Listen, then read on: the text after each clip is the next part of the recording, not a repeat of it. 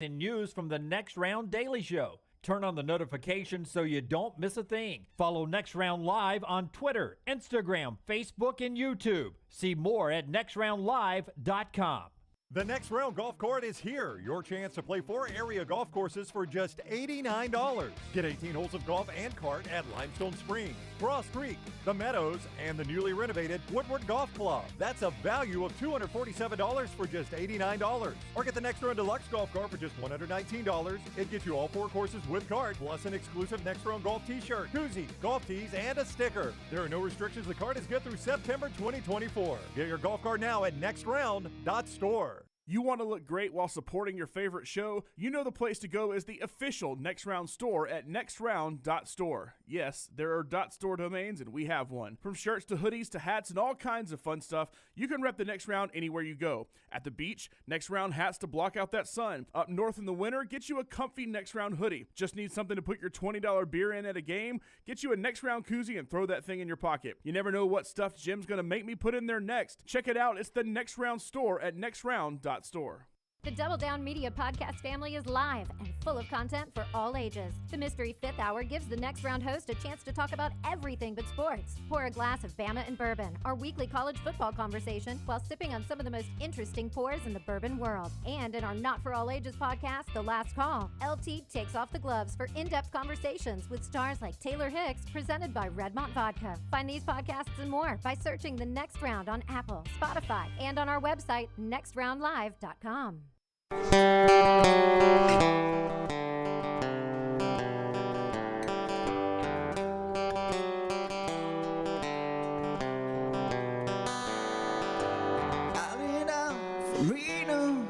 Trailed by 20 hounds. Didn't get to sleep last night, so the morning came around.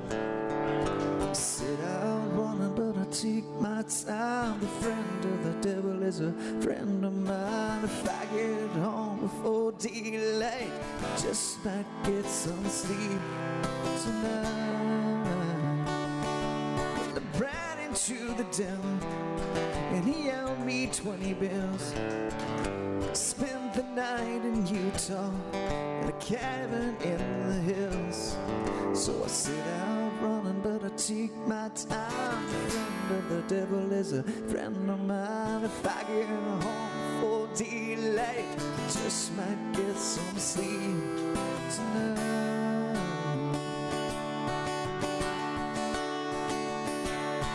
Got 2 reasons why I cry each lonely night. The first one's name is Emery. She's my heart's delight. The second one is prison, baby. Sheriff's on my trail, and if he catches up with me, I spend my life in jail. I got a wife in Chino and one in Cherokee.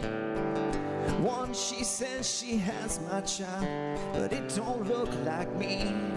So I set out running, but I take my time. The friend of the devil is a friend of mine. If I get home before daylight, just might get some sleep tonight.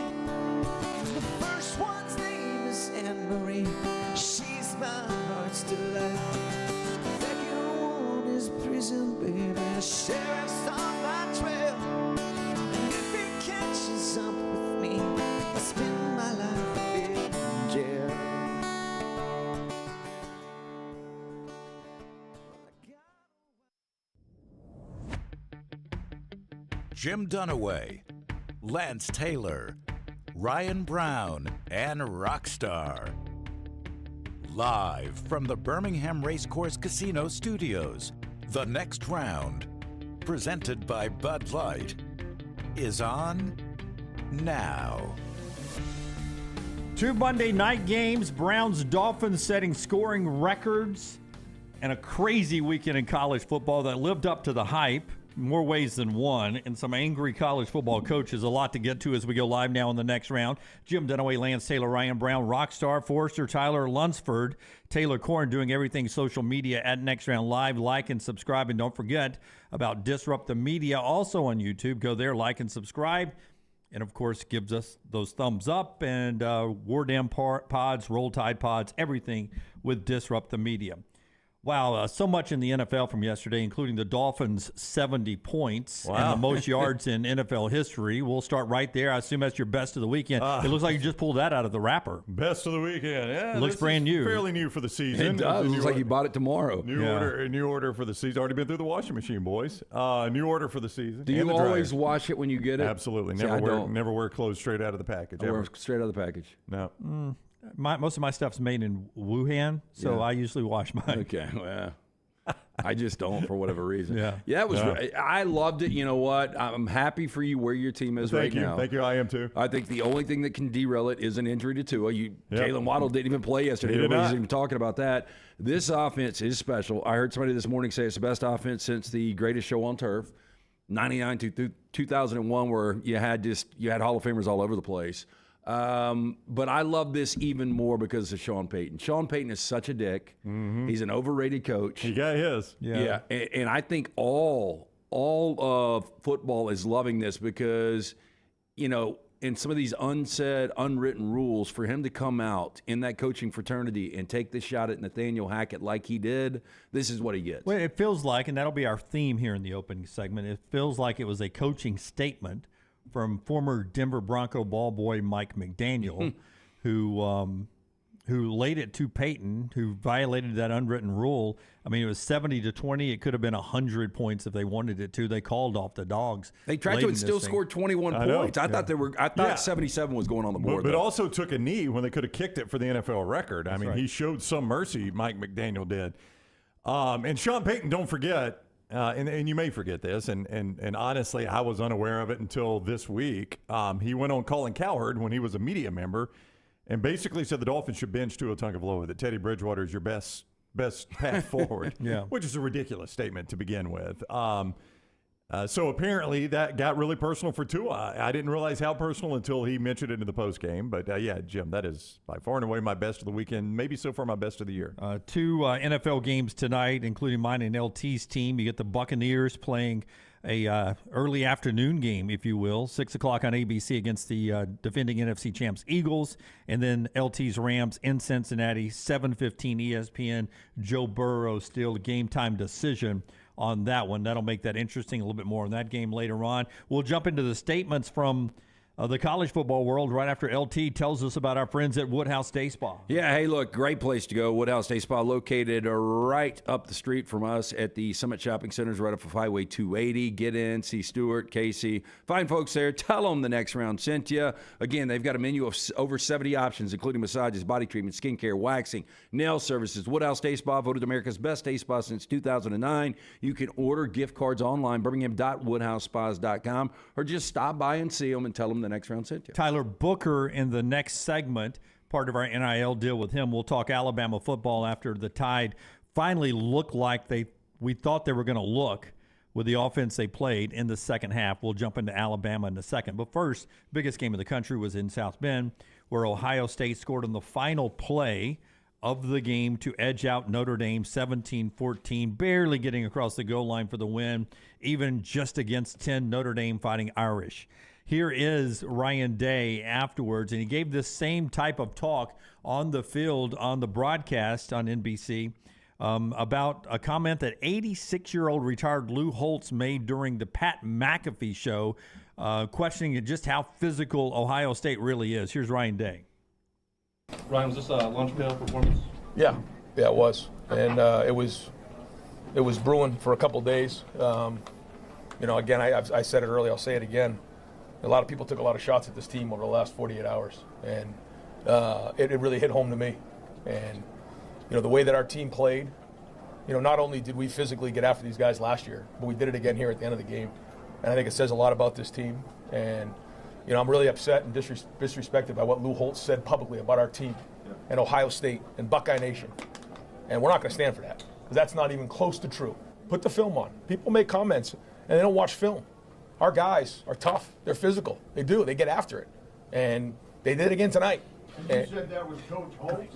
Come on. Yeah, it was. Front row, Tim May on 3. I don't know where he gets off saying those type of things. I don't. I mean, I have some other things I'd like to say too, but I'm not going to say that because I'm more respectful than he is. I mean, Tim, we'll get to you later. Tim, we'll get to you later. Everybody settle down now. Man, I just don't like this look from Ryan Day. Take really the don't win either. and move forward. It's like you said, an 86-year-old who has these comments. And I love these coaches saying, I don't listen, I don't read anything, I don't watch anything. Yep. But, boy, they know everything. Yep. And I don't remember a bunch of disrespect outside of that, and I didn't know about it until after the game. Well, I mean, I just don't I don't know. Ryan Day's got to be Ryan Day. He's got to coach his team the way he wants to coach his team. But, I mean, I got to think of that scenario. I'm like, what do I care what Lou Holtz says? Yeah. Well, I mean, you got to remember, Lou Holtz is saying that on McAfee on the game day set with McAfee with thousands of Notre Dame fans out there. Yeah. You know, when Ryan Day speaks to his student body at a pep rally before the Michigan game and he says something, I'm not going to hold Ryan Day accountable for that. He's speaking to the Ohio State student body. We've all done that, right? I mean, every coach in America from high school up does that. For him to go crazy like that, facts are facts. I mean, the losses he has had that Lou pointed out were against the Georgias, the Alabamas, twice to Michigan, where Michigan has brought their lunch pail and out-physicaled them. They play physical football at Ohio State, but the games they had lost, to Lou's point, have been against teams who could match them physically and then with the speed on the edges. And it came down to Kyle McCord making a 3rd and 19 throw on that drive to get them in position to win the football game, and still twice against 10 Notre Dame players, they barely got it into the end zone. I wouldn't say it was the most physical performance I've ever seen from a football team. No, I did think, though, Ohio State gets up early 10-0, and I thought the game was pretty much over. I didn't think Notre Dame was going to be able to move it, but he talks about getting after it. They can't get to the quarterback, and that's going to be a big problem for Ohio State moving forward when you start to see quality opponents like a Notre Dame. They were fortunate to survive that. 0 sacks on Saturday night. I think they've got 3 through 4 games. That's a problem. I mean, I'm sure Ohio State can point at a lot of things that they could have done better. But Kyle McCord threw an interception right there in the most critical time of the game, and it goes right through the defender's hands. I mean, they lose the game right there. Yep. They lose the game if that's an interception. So let's don't make it sound like you just lined up and you whipped and dictated, you know, the pace of the game and the physicality of the game. I came away from that game. I thought that game confirmed a lot of what I feared about Ohio State. Yeah. I mean, like, I don't know that Ohio State is what they have been over the last 3 or 4 years, 5 years, 6 years. And I watched that game and I'm like, yeah, I know they won. That's a good win.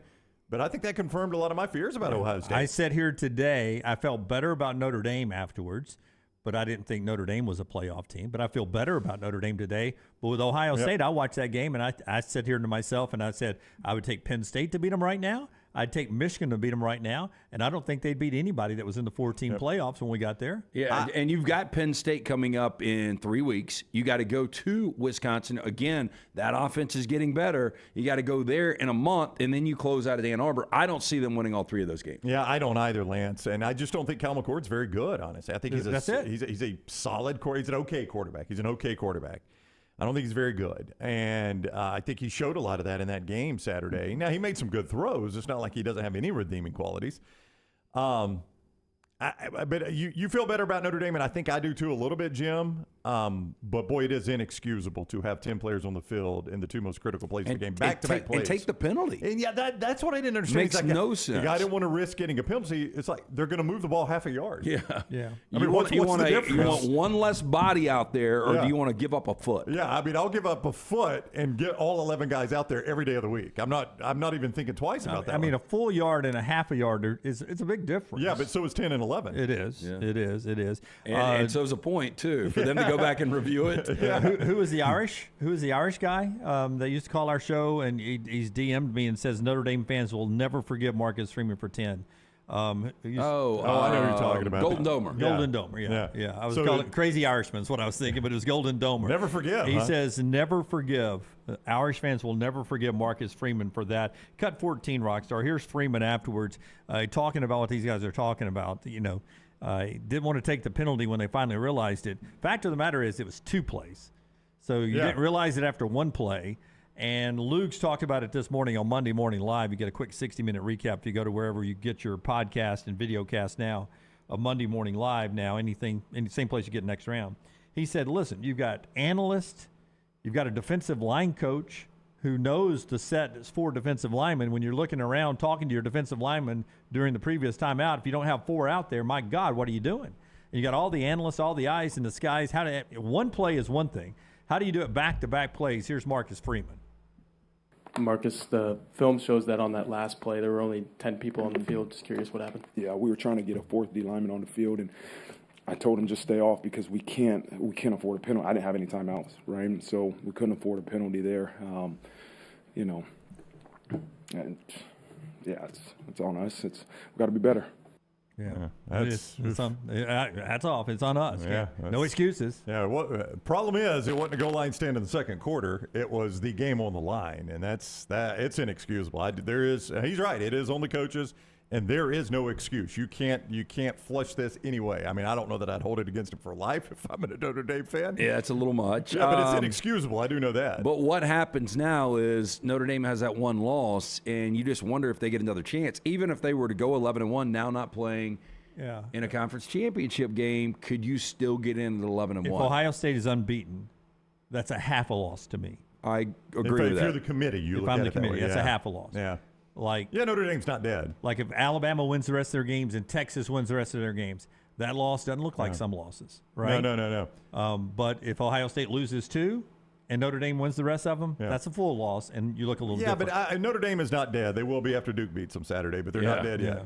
Tricky game. I agree. I think it's such an emotional loss, and to have to come back and play such a well-coached Duke team with a better, one of the better quarterbacks in college football, in Riley Leonard. Especially with 48,220 Duke fans. Hostile environment. First time game day is ever going to be in Durham. Yeah. Then you got to go to Louisville. Then you've got USC. You got to go to Clemson still. It's too much. I mean, they've got another loss out there. Probably so. We'll go out to another coach who is angry. Rockstar Q up cut number 15 as we speed out west for a Pac-12 after dark game. NASCAR Cup is racing back to Talladega. That's coming up this weekend, Saturday and Sunday. It is the Yellowwood 500 on Sunday. You can still get your tickets right now. All you have to do is go right there to TalladagaSuperspeedway.com, TalladagaSuperspeedway.com to get the tickets. You'll want to be there to see 200 miles per hour racing, 2 playoff races, and Hardy in concert. It is all right there. Yellowwood 500, TalladagaSuperspeedway.com, TalladagaSuperspeedway.com. Another thing, I heard it when Corso said this, but if Lou Holtz is 86 on the McAfee set, Corso's 1,006 on the game day set, right? And he did say this about the Washington State-Oregon State game, about it being, nobody watches bowl or whatever. Here's Jake Dickard after his team, Washington State, beat Oregon State for the Pac-2 championship. He was upset about the 106-year-old Lee Corso. Our team is greater than the sum of its parts. I saw a tweet again today. We got 0 5 stars, 0 4 stars. We got 0, right? But we're greater than the sum of our parts because of our connection and how we play and the buy-in that they have to their job.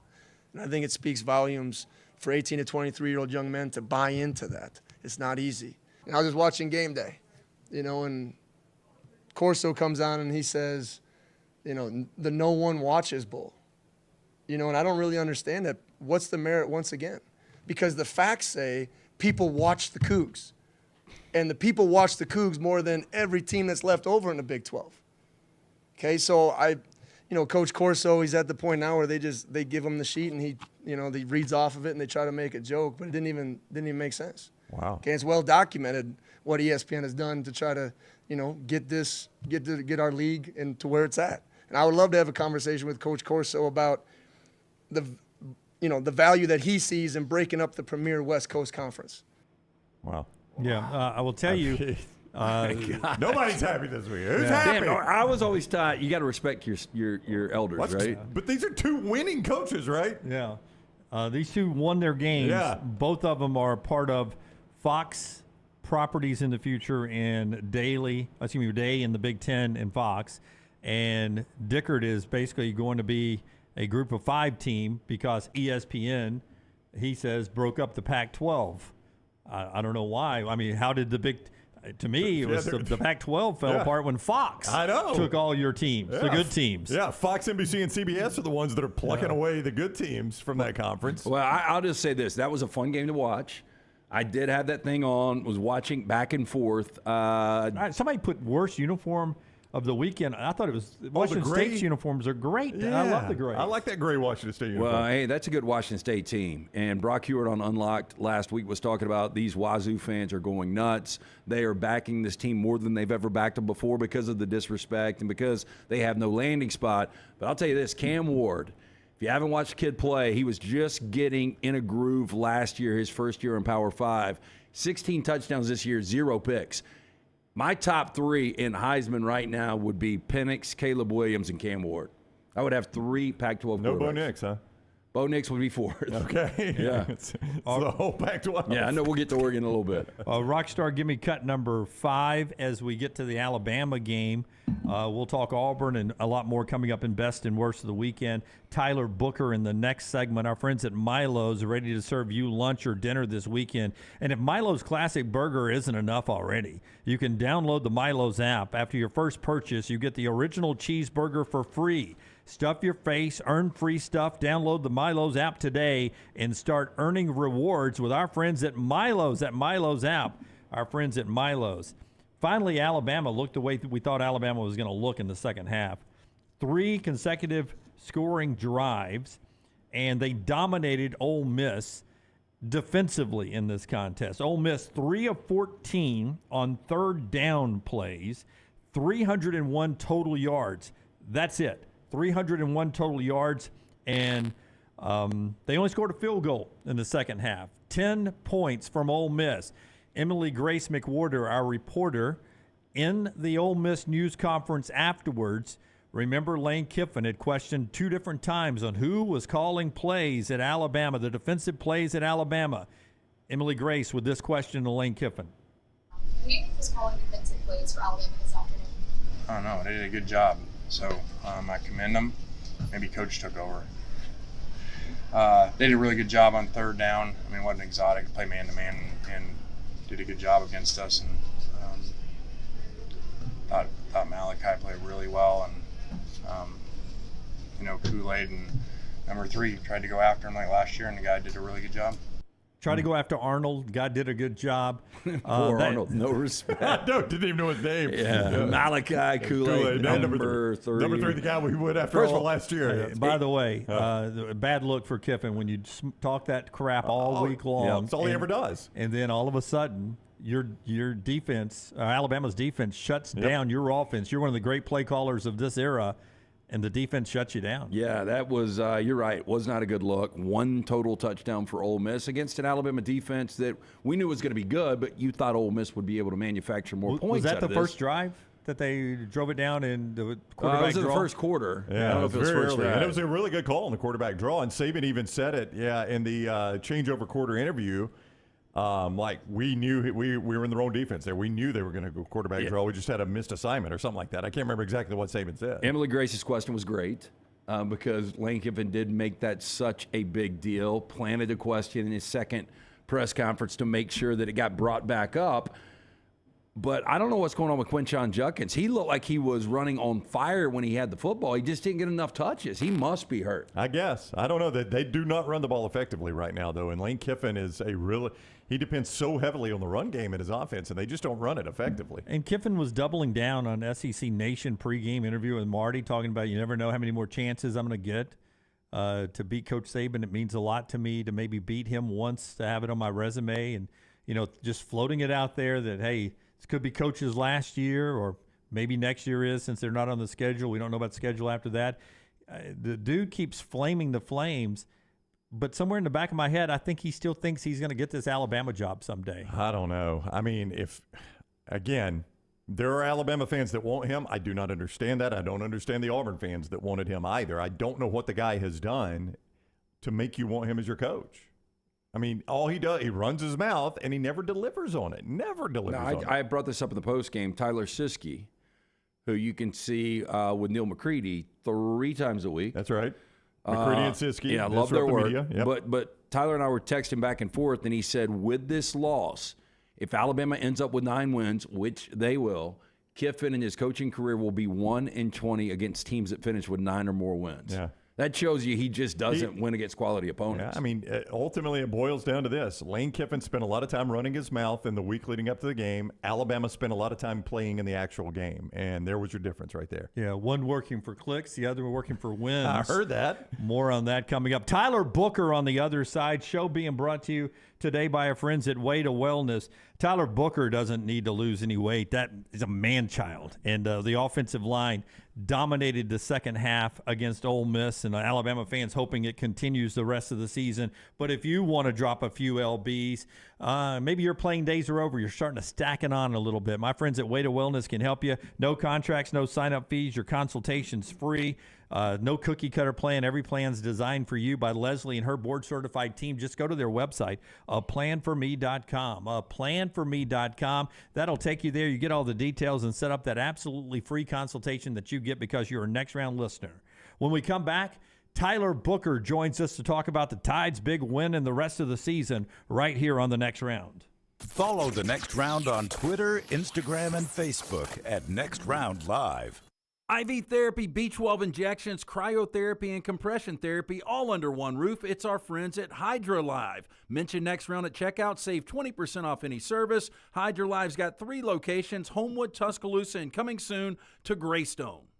Things fall apart. There's even a book about it, but that doesn't mean you have to break the bank to fix them. Ryan Brown here for the Next Round. Our friends at Mortgage Right have a new renovation option that will make repairs and other home improvements easy. If you've recently purchased a home and find yourself short on cash, or you're looking to buy a fixer-upper, Mortgage Right's renovation loan program can help you spruce up your space. Repairs can be made to your roof, plumbing, flooring, and more with the help of top-notch mortgage professionals. So get your fix by visiting mortgageright.com/TNR. And MLS 2239, Equal Housing Lender. Hey, there's nothing worse than waking up to a plumbing problem. Don't get caught in a flooded house. Call the guys at Hemp Hill Services. Adam, Chad, and the team at Hemp Hill are the only ones I trust to fix it and fix it right the first time. Hemp Hill Services does it right and always at a fair price. For all of your plumbing, cooling, and heating needs, trust the name that Birmingham has trusted since 1954. That is Hemp Hill Services. Call now, 205-229-2090. That's 205-229-2090. Man, I love a good meal. I'm Jim Dunaway. A good meal is what you get with my friend Sterling at Champy's Chicken on Highway 119 in Alabaster. We're talking great southern fried chicken, wonderful sides, hand-cut chicken fingers, po' boys, and those Mississippi Delta recipe tamales. You got a perfect menu for everybody. Champy's Chicken is perfect for watching the big game, or taking a meal to the lake house, down to the coast, or stay in the restaurant and dine in a great atmosphere. It's all made fresh to order right there on 119 in Alabaster, Champy's Chicken. The wait is over. Tonali has arrived. Beautifully distinctive Italian styling and performance. Come test drive the all-new 2024 Alfa Romeo Tonali plug-in hybrid at Alfa Romeo of Birmingham. The all-new Tonali offers best-in-class horsepower and torque, fastest 0 to 60 times in its class, plus best-in-class range with full electric charge. And best of all, qualified Tonali leasees are eligible for up to $7,500 EV tax credit factored into your lease. Hurry down to Alfa Romeo of Birmingham and experience the all-new Tonali. The Next Round Golf Cart is here. Your chance to play 4 area golf courses for just $89. Get 18 holes in cart at Limestone Springs, Cross Creek, The Meadows, and the newly renovated Woodward Golf Club. A $247 value for just $89. Get your golf cart now at nextround.store. Harbin's Outdoors is an award-winning landscape company specializing in installing custom fiberglass pools, landscaping, and hardscaping. Jeremy and his team are a one-stop shop for your pool construction needs. Harbin's does it all, from the install to the final hardscapes around the pool and everything in between. It's beautiful work. You can find them on Instagram at Harbins_outdoors to see it for yourself, or call or text Jeremy directly, 205-300-0718. That's 205-300-0718. At Harbins, you and your home are the center of all that they do.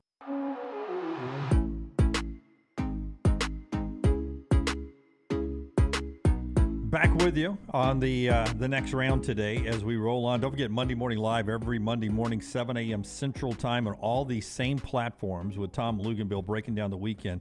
7-6 at the half, and then a perfect 2 quarters of football for the most part from Alabama. I think a lot of Alabama fans left Bryant-Denny Stadium on Saturday and said, give me the rest of the season, what I saw in quarter 3 and 4.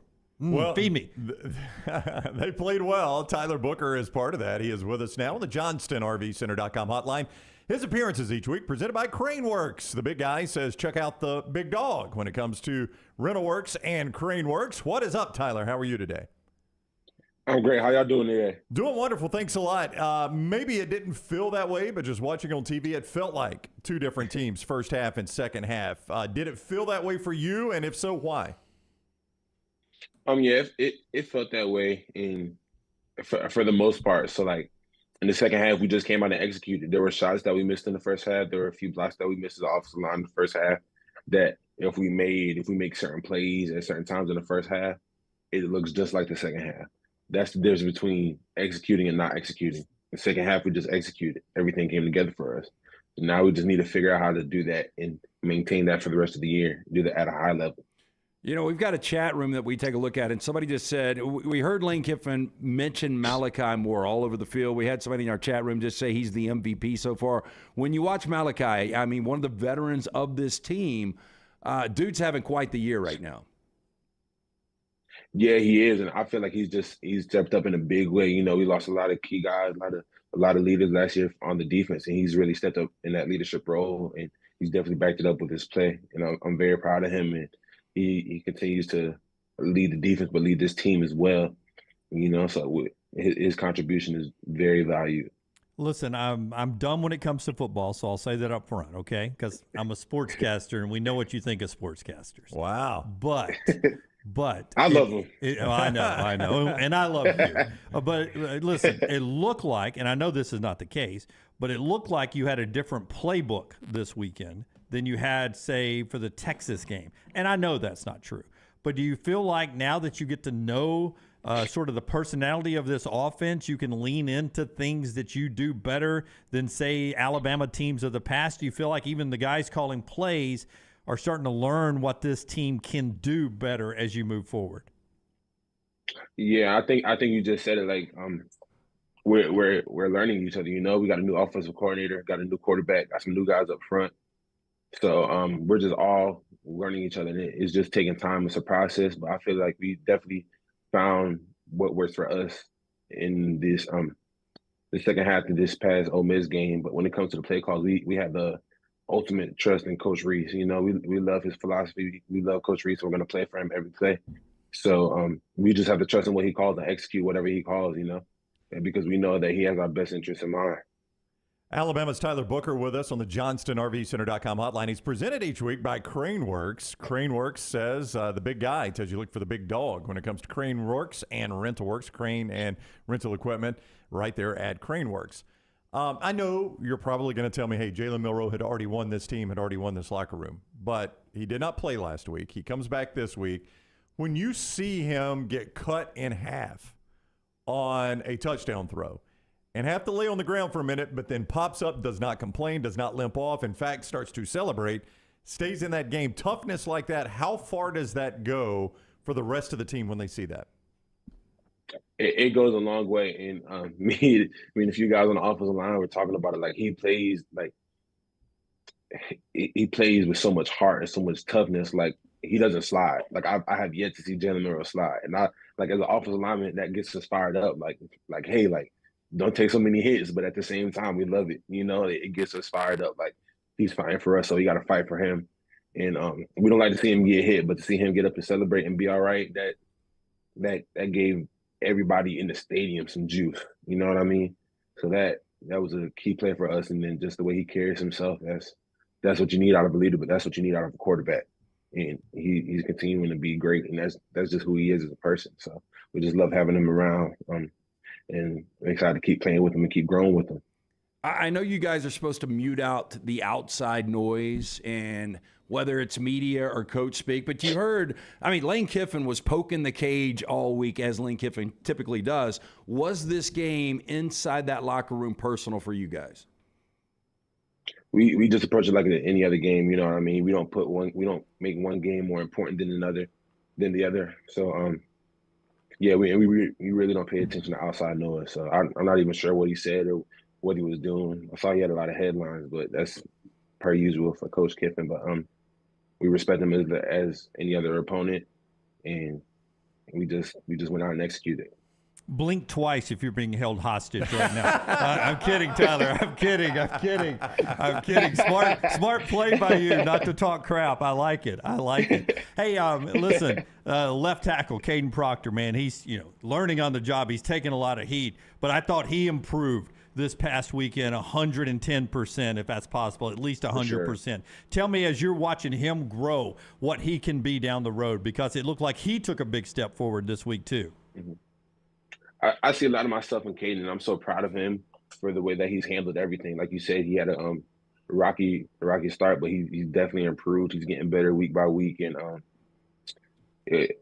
I'm just very proud of him. So like he's in a much different situation than I was. So last year I got to rotate, so I was next to guys that could help me and be like, okay, this play we got. Okay, I wasn't the guy. Caden is the guy. So he has a whole lot more pressure in the way that he's dealing with them. I'm very proud of him. He's not afraid to ask for help. He takes coaching really well. And, man, sky's the limit for him. I'm very excited to see how he grows the rest of the season, but the rest of his career as well. That's why I worked so hard recruiting him. I saw it in him from the beginning. So you get credit for landing him, huh? Is that your first 5-star you've landed? Yeah, I think I landed everybody in that class except Wook and Formby. Every offensive lineman in that class, I got them except for Wicker for me. He wasn't my recruit, but all the other ones I'm taking credit for. I like that. I like Tyler recruiting too. Hey, so you guys kick off just before midnight Saturday. How tough is it to play that late of a game on the road? I've always heard late road games are tough on the road team. You have to lay around the hotel all day, try not to get too lazy. I mean, how tough is that for you? We're just going to approach it like I said, we're just going to approach it like another game, you know what I mean? That's stuff that's out of our control, and we just got to control what we can control. What we can control is having a great week of practice, making sure we're hydrated, making sure we get good rest before that game, and just going into it like we played the second half of this Ole Miss game. Dude, I'm in my 50s. I still stay up late. I'm better at 9 o'clock at night than I am at 9 o'clock in the morning. I'd rather play at night. Yeah, we do love night games and the atmosphere, so that's going to be fun. We just have to be able to handle the crowd noise and just execute at the end of the day. Yeah, it's the Cowbells, man. You've never played in that stadium though, right? So you've never experienced Not yet. You've never experienced the Cowbells. What have you heard about it? I heard they're pretty annoying, but the more we score, the quieter those Cowbells will get. So that is the best. That's the best way to make them stop. Yeah, there's no doubt about it. All right, he is Tyler Booker, the Alabama offensive lineman with us each week, courtesy of Craneworks. The big guy says check out the big dog for Craneworks and Rental Works. Tyler, good luck against State. Thank you very much for the time. Thank you. Y'all have a good one. All right, buddy. You too. Take care. Tyler with us on the JohnstonRVCenter.com hotline. All right, our friends at Maestro Dobel Diamante Tequila, the first multi-age tequila aged using wood barrels that actually come from the Balkan region of Eastern Europe. Just a smooth, crisp tequila. I pour it over ice and just throw a twist of lime in there. That's how smooth and good it is. Most tequila, you got to mix it up and throw a lot of stuff in there to really, truly enjoy it. Not this stuff. It is so crystal clear and crisp. You enjoy it just over ice or in a shot glass if you're one of those kind of people on a football Saturday. Lance? You ever done a shot of tequila on a football Saturday? I have done it, but yesterday I did mix a Dobel with Simply Limeade on crushed ice. I love that mixture right there. Yeah, Maestro Dobel Diamante Tequila.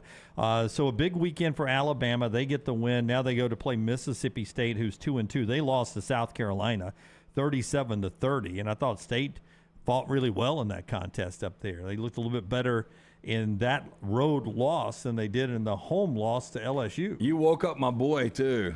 Yeah, he did. We brought up the fact that I got Will Howard not breaking the record, and he goes out there and almost goes 300 yards in the first half. Yeah. So what, 486 is what he finished with? 487, 48 attempts. It was much more air raid than the conservative offense that we've seen the first few weeks.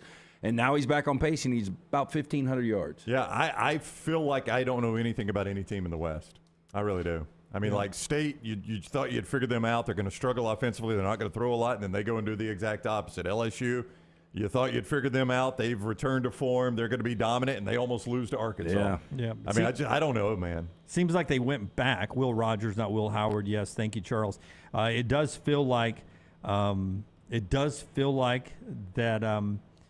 They went back to a little bit of let Will be Will kind of philosophy in this game. After getting it handed to them against LSU, they sort of said, "All right, let's morph this and get a little bit more of the Mike Leach philosophy back into this thing." And I don't think this is the case, but you wonder if they got baited into that style. You know, Rattler was so good in the first half too. I don't think he let the ball hit the turf in the first half, if I remember correctly. I was watching a lot of games at the time, but I think he was near perfect in the first half, and you just wonder if they got sucked into that style. You wouldn't think so, but Kevin Barbay, I wonder if the offensive coordinator may have got sucked into that style because of the pace of that game, feeling like he had to go tit for tat with Spencer Rattler.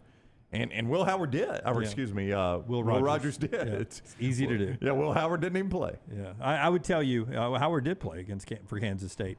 I meant to say for State. Yeah. Kansas State, he played really hard and got Kansas State a big win.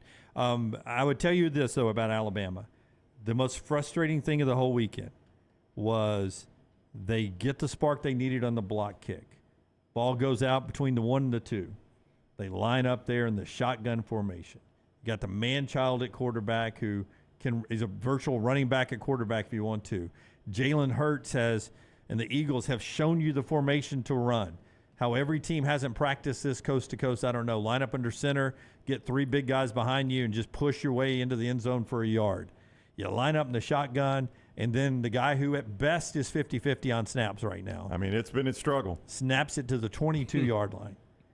I don't get it, man. I've given up on the get under center on fourth and short in college football. They're just not going to do it. They did it in the second half, or at least they got under center in the second half, so at least they practiced. I mean, I used to point it out all the time, but it happens so much in college football. I've just given up on pointing it out, Lance. But I'm with Dunaway, man. You got first and goal from the 1. At least get under center and see if I can sneak it in. Makes no sense. If I need to do something other than a sneak, we'll do it on 2nd and 3rd down, and then probably 4th down because I'm probably not going to settle for a kick there. And the coaches have told us over the last few years that it is practiced so little that it's such a gamble to take that snap and lose the ball around the feet. The turnover is likely as opposed to taking a snap. And the center's never supposed to snap it that far over the head, but of course not. It has been an issue all year so far for McLaughlin. But it's normally been low. I mean, his misses have normally been low, which you could have outside. Lower outside. Rarely has it been that high. And, I mean, he just had no chance. Milroe didn't. And, I mean, that's you could recover from that against Ole Miss. You do something like that against LSU.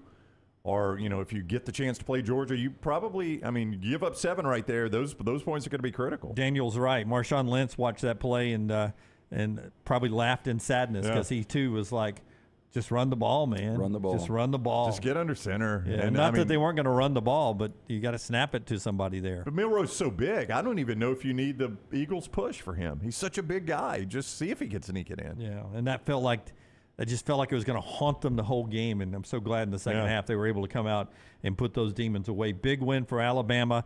We'll talk a little bit about Auburn before we get to best and worst of the weekend, right after Brownie tells us about our friends at JohnstonRVCenter.com. JohnstonRVCenter.com. Today or tomorrow, we're going to put a date on when we're going up to JohnstonRVCenter.com to see those folks again. All right. I look forward to that because we have a fun time up there. They're good people at Johnston RV. I-65 exit 304 in Coleman. 334 in Decatur. That's where you find them. And Cherokee is the #1 selling brand in the country of RVs, the #1 selling brand of the state of Alabama. And they are the #1 Cherokee dealer in the entire state. Everything from travel trailers like the Cherokee Gray Wolf and Alpha Wolf to fifth wheels like the Arctic Wolf, toy haulers like the Wolf Pack. They've got them as low as $199 a month. That is $199 a month at Johnston RV Center. Go see it for yourself. I-65 exit 304 in Coleman and 334 in Decatur, and always online, Johnston rvcenter.com. My friend Hughes walked up to me at church yesterday morning. He's an Auburn sophomore. And he said, Mr. Jim, I was 57 yards away from out throwing all three of Auburn's quarterbacks, and I was sitting here in Birmingham watching the game. It's bad. All three quarterbacks played 9 of 23, 56 yards. I think this was the fear for Auburn fans about this offense and this quarterback situation. But truthfully, Hugh designed such good plays. I never thought, even with those quarterbacks, that it would be this bad. Yeah, if Peyton Thorne is getting paid, which I'm sure he is. Oh, he's got a big truck. I saw a truck deal he's got. It's probably a $100,000 truck he's in. I mean, we know that Robbie Ashford obviously cannot consistently throw the football. I mean, it's just not going to happen. And Peyton Thorne, and we talked about this on postgame, he had open receivers. Hugh Freeze put them in situations to be successful, and if he makes a couple of those throws, it's a completely different game. He's got a wheel route that is a walk-in touchdown. Yep. And that was to Shane Hooks, right? Or Jay Fair. Jay Fair. Absolute walk-in touchdown. And he's not even close. Not close. I mean, it's a wheel route. All you got to do is get that one in the ballpark because generally, the wheel's like Waffle House. It is always open. I feel like Robert Griffin III. My apologies to everyone. The wheel is always open. All you got to do is get it out there. He wasn't even close. And that is a walk-in touchdown. Auburn's offense is not good enough to miss on stuff like that. 2.4 yards per attempt.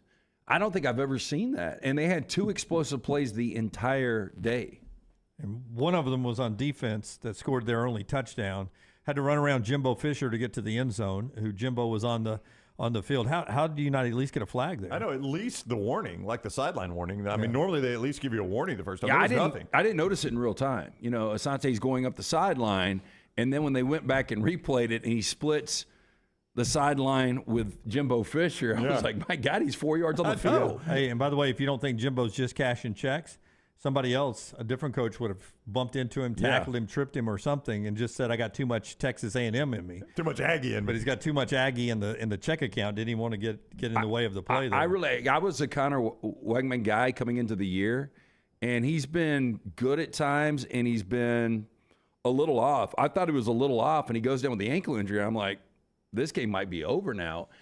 And I think because Max Johnson comes in and plays the way he did, a couple of things, I think that ultimately wins the game for A&M. Now, I know Auburn's offense was bad, and I don't know if they were ever going to score. But the other side, I think there is a decision now, a big decision for Bobby Petrino and Jimbo Fisher moving forward because Max Johnson looked so comfortable in every aspect of the game. I wonder if they injured themselves into a better quarterback situation. And Max Johnson must be awful in practice. He never wins the job. He never wins a job, Jim, but when he comes in, he often looks like the better quarterback. 6'6", athletic, big arm. Yeah. Yep. And a pedigree of a NFL former Super Bowl winning quarterback. B. Handy writes in, my hell would be Beth Mowens, RG3 with Bill Walton on the sidelines. RG3 just needs to do color analysis. You don't have to make a joke every play. Yeah, everything doesn't have to be a cliche, does it? No. I don't think so. Yeah. He called Peyton Thorne the icy hot quarterback. Sometimes he's cold, sometimes he's hot. Like, first of all, I don't think it's true. So now I think you just invented that idea to use the icy hot line. Yeah. Because I've yet to see Peyton Thorne hot. I've seen him icy. Well, 2 years ago at Michigan State. Oh, okay. That's true. Yeah, you're right about that. It was. All right. Quick break here. When we come back, we'll start best and worst of the weekend. Moore's Marinade was perfect this weekend if you were grilling up steaks, or I like to throw it on my burgers when I throw them on the grill. I did that for Saturday for my lunch and dinner. Good on veggies, too, man. I've used it on veggies. You could be the hero this football season on grilling with Moore's, man. You use that Moore's marinades and sauces on a football weekend, people are going to absolutely love it. So use the marinade, like Jim said, pork chops, steaks, veggies, burgers, all that stuff, chicken. But you can also use the buffalo wing sauce that adds the perfectly tangy flavor that keeps you licking your fingers even after the wings are gone. Dip in it, drizzle it, slather Moore's buffalo wing sauce on everything you eat, from chicken fingers to burgers, sandwiches, pizza, pasta, tacos, fries, and more. See why grill masters prefer Moore's marinades and wing sauces. You could do that online. Moore'sMarinades.com. Get great recipe ideas, great grilling inspiration right there at Moore'sMarinades.com. That is Moore'sMarinades.com. Take the next round anywhere you go with official Next Round gear. Buy yours today at nextround.store.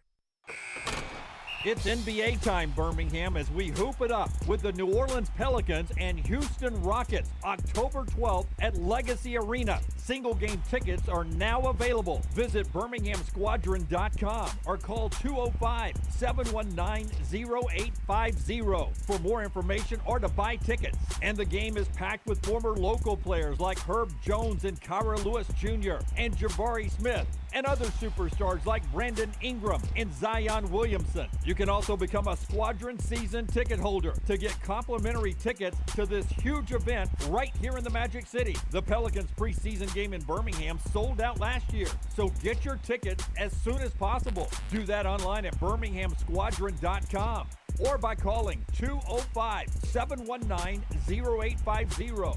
October 12th, it's the Pelicans and Rockets at Legacy Arena right here in Birmingham. BirminghamSquadron.com. Do you need extra cash handy? Look no further than Legacy Credit Union for whatever loan your lifestyle requires. It only takes a few minutes to apply and request the amount you need to give you peace of mind. With affordable low rates and manageable payback plans, a Legacy Lifestyle loan is crafted just for you. Apply online today at LegacyCreditUnion.com/join. Lifestyle loans from Legacy. Terms and conditions may apply. Legacy is federally insured by the NCUA. Want more of the Next Round? Download the app or visit nextroundlive.com for the latest podcast, the Mystery Fifth Hour, our Not For All Ages podcast, The Last Call, and the entire Double Down Media podcast family. All at nextroundlive.com and on the Next Round app. It's college football time in Alabama. This is Congressman Robert Adderholt. I grew up an Alabama fan, Roll Tide, but my wife, Caroline, grew up an Auburn fan, War Eagle. But no matter who you pull for, whether it's the Lions of the University of North Alabama or the Gamecocks of Jacksonville State or any other school in between, I want to wish all the players, the coaches, and especially the fans another great college football season here in Alabama. I'm Robert Adderholt, and I approve this message. Paid for by Adderholt for Congress. The Next Round is brought to you in part by the biggest, baddest track in NASCAR, Talladega Superspeedway. This beast is 2.5 miles of nothing but pure speed and always puts on a great show for the fans. The Yellowwood 500 NASCAR Playoffs weekend is coming and you do not want to miss it. Saturday, September 30th is the Craftsman Truck Series Playoffs race, followed by Sunday's Yellowwood 500 in the NASCAR Cup Series Playoffs. Be there to see drivers battle 500 miles to survive. Get your tickets now at TalladegaSuperspeedway.com. Start your day online with our website, nextroundlive.com, for the latest videos, podcasts, and college football stories. It's also a great way to stream the show or shop in the Next Round store. Stay connected by visiting nextroundlive.com.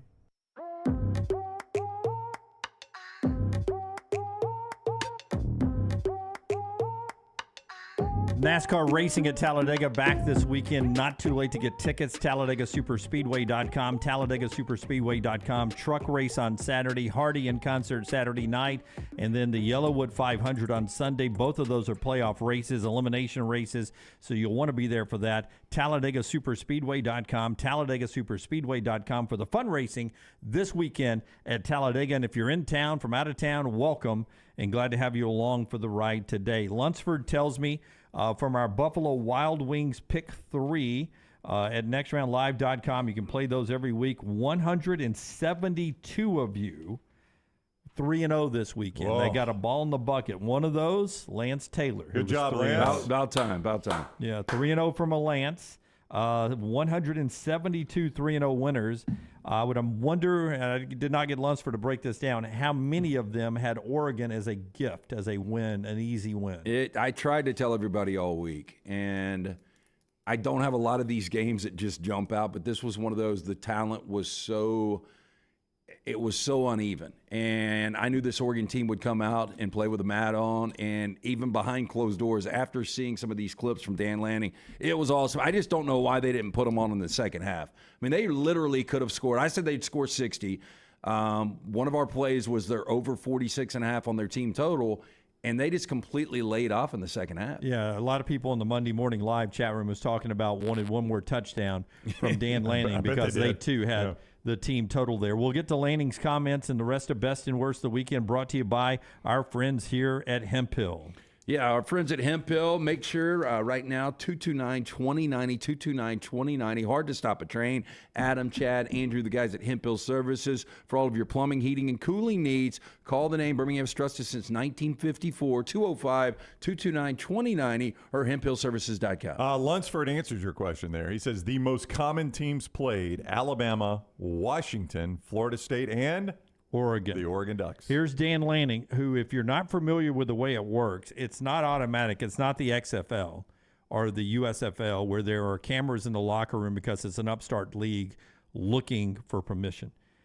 When you get the coach pregame speech or halftime speech or postgame speech, that is the coach signing off, especially pregame, signing off that, yes, it's okay for you to have your cameras in there and record me. And he knew those cameras were going to be in there for that pregame speech about they're fighting for clicks, we're fighting for wins. Yeah, I'm glad they were in there too, by the way. The Cinderella story's over. Dan Lanning knew it. Colorado's been getting this free reign of publicity that will help Deion in recruiting. Dan Lanning wanted to send a message about his program post-game. This is him talking about how personal this got for his team. With so much attention that's been generated by them and you having to answer a lot of things about them, what does it mean to you personally as a coach and for your program to be the first to hand them a loss? Yeah, I'm not hung up on that. If you're really about substance, what you're really hung up on is what's next, right? And what's next for our players. I'm glad that we got to put Oregon in the light that Oregon deserves to be in. But it's really not about anything else other than our team, right? And getting our team ready to go play. And now we got to go get ready for the next one, right? We don't need to be the team that's reading the newspaper articles, right? We don't need to be the team that's following Twitter because we didn't follow it this week. So we're certainly not going to look at it next week, right? We have to, again, humble ourselves, including myself, including our staff, and focus on what's next. Well, I'll tell you what's next. You got 4 true road games, and you've got 5 top 25 still on that schedule. Yeah, it's a tough schedule for Oregon, for everybody in the Pac-12. Yeah, I mean, Oregon will earn it if they get there. I think they could survive, go 11-1, win the Pac-12, and still get to a college football playoff. Oh, that team could go unbeaten. Who, Oregon? Oh, I think they lose multiple games. Yeah, they can go unbeaten, but I think they're more like 10-2. Yeah, I don't see it. So you think there's a more complete team than Oregon in the Pac-12? I think Washington. You think Washington's more complete? Okay. I think Washington's the best team in the Pac-12. Yeah, and we'll see. I mean, that game's coming up on October 14th. Yeah. We've only got a couple of weeks. I mean, that's going to be really the first true test. It was so weird the way Lanning approached this. Like so for the first 3 weeks, everybody, primetime has made it so personal against everybody, right? TCU, somehow it was personal. Matt Rule offended them, so it was personal. Colorado State, their coach actually did make it personal. And then here comes Oregon, and Dan Lanning is the one making it all personal. It was so strange to see Lanning take the Deion role and make everything so personal in this game. But he did it privately, Brown. He didn't do it publicly. He did it privately. He did it right there for the cameras to see, and then No, but he did it privately all the way up.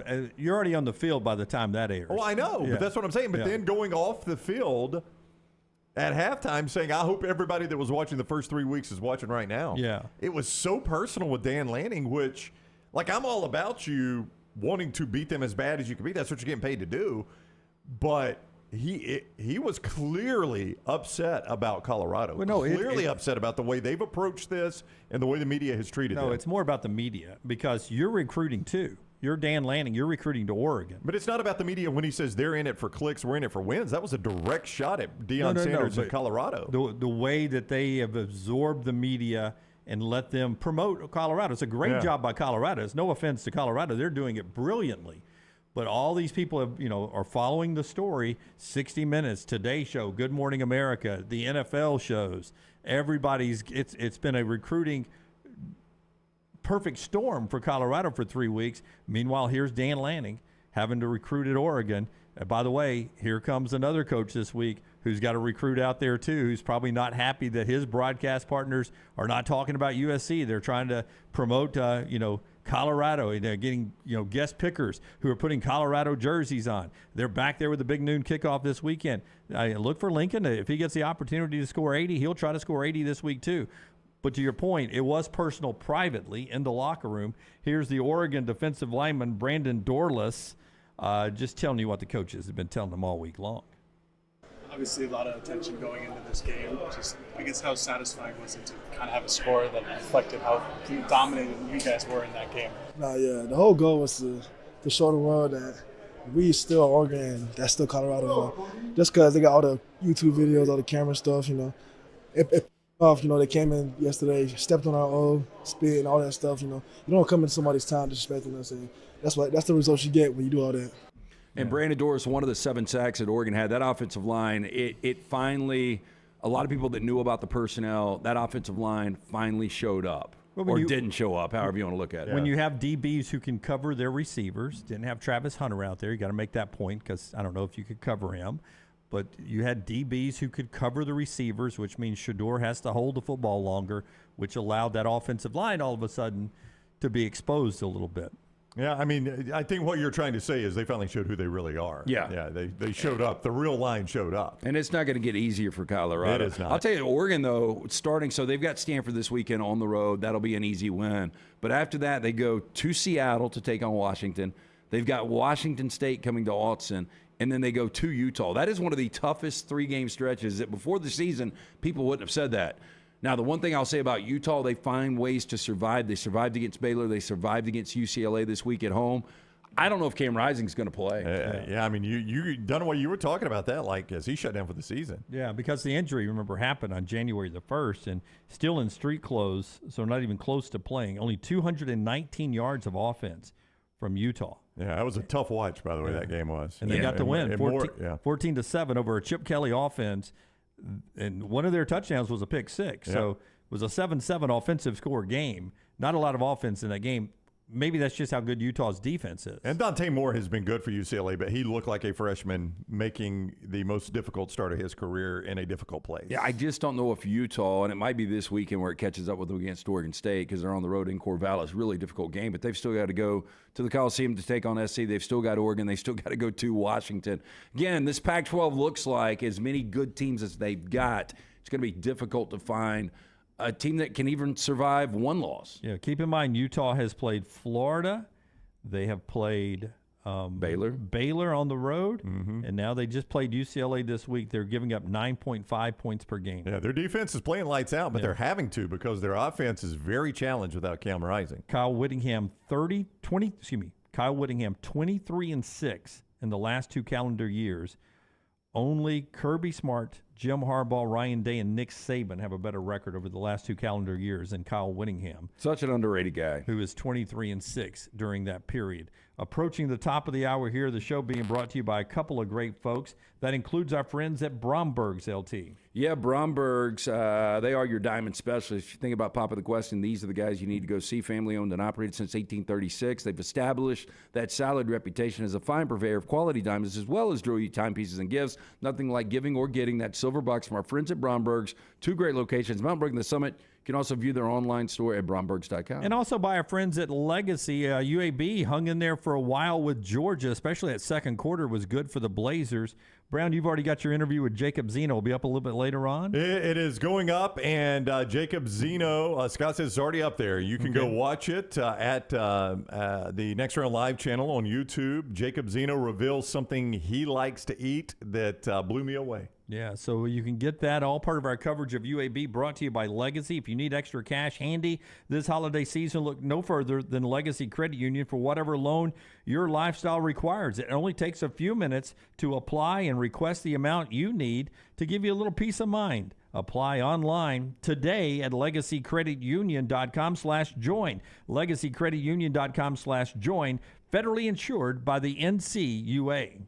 Call the Next Round now at 205-734-0923. Harbin's Outdoors is an award-winning landscape company specializing in installing custom fiberglass pools, landscaping, and hardscaping. Jeremy and his team are a one-stop shop for your pool construction needs. Harbin's does it all, from the install to the final hardscapes around the pool and everything in between. It's beautiful work. You can find them on Instagram at Harbins_outdoors to see it for yourself, or call or text Jeremy directly, 205-300-0718. That's 205-300-0718. At Harbins, you and your home are the center of all that they do. This is for the men who never settle, the ones who miss the fairway all day and still pull out the big stick, the type of guys who will always prefer to be behind the grill than in front of the camera, and the men who never let their friends forget about a high school nickname. This is the Lodge mentality. This is Twin Peaks. Who wants to settle for a single TV? With more TVs, bigger screens, plus our fabulous scenic views, there's more to watch at Twin Peaks. As summer bids adieu, get ready to welcome the arrival of fall. But hey, it's not just football season making an entrance. In the world of pests, it's fall invader season. Hold on tight, because we got 4 major troublemakers stepping into the spotlight: box elder bugs, kudzu bugs, ladybugs, and stink bugs. These pests don't just knock, they barge in like they own the place. But fear not, dial up Wayne's Pest Control now, 865-588-6686, and show those fall invaders who's boss. Don't let pests crash your fall. Take charge today. If you're looking for a fun golf atmosphere that is laid back with a peaceful environment, the Meadows Golf Course in Harpersville, right off of Highway 280, is perfect for you. Just a short drive from Birmingham, this 18-hole, 200-acre track with rolling fairways and ample greens is the definition of peacefulness of the country, just miles from the city. Enjoy a great lunch before your round and a cocktail on the wraparound porch after 18. Come see us today. The Meadows Golf Course in Harpersville, right off of Highway 280. Storm season is here. Make sure you have a plan of action in place right now. Greg from Pell City and Storm Restoration Roofing should be your first call when storms hit. Insurance companies love working with Storm Restoration Roofing because of Greg Nelson's name and reputation in the industry. When storms hit, call Greg Nelson. He's local, 205-542-3531. He's the home of the free no-cost roof inspection. Greg from Pell City on Facebook, 205-542-3531. It's Storm Restoration Roofing. The Next Round is so much more than the show you get from 9 to 1 each day. So make sure to head to our official YouTube channel at Next Round Live and subscribe to get all of our latest content. We, of course, have plenty of specialty content and shorts based all around the sports in the heart of the SEC. But we also talk pro sports, gambling, lifestyle and entertainment, and so much more.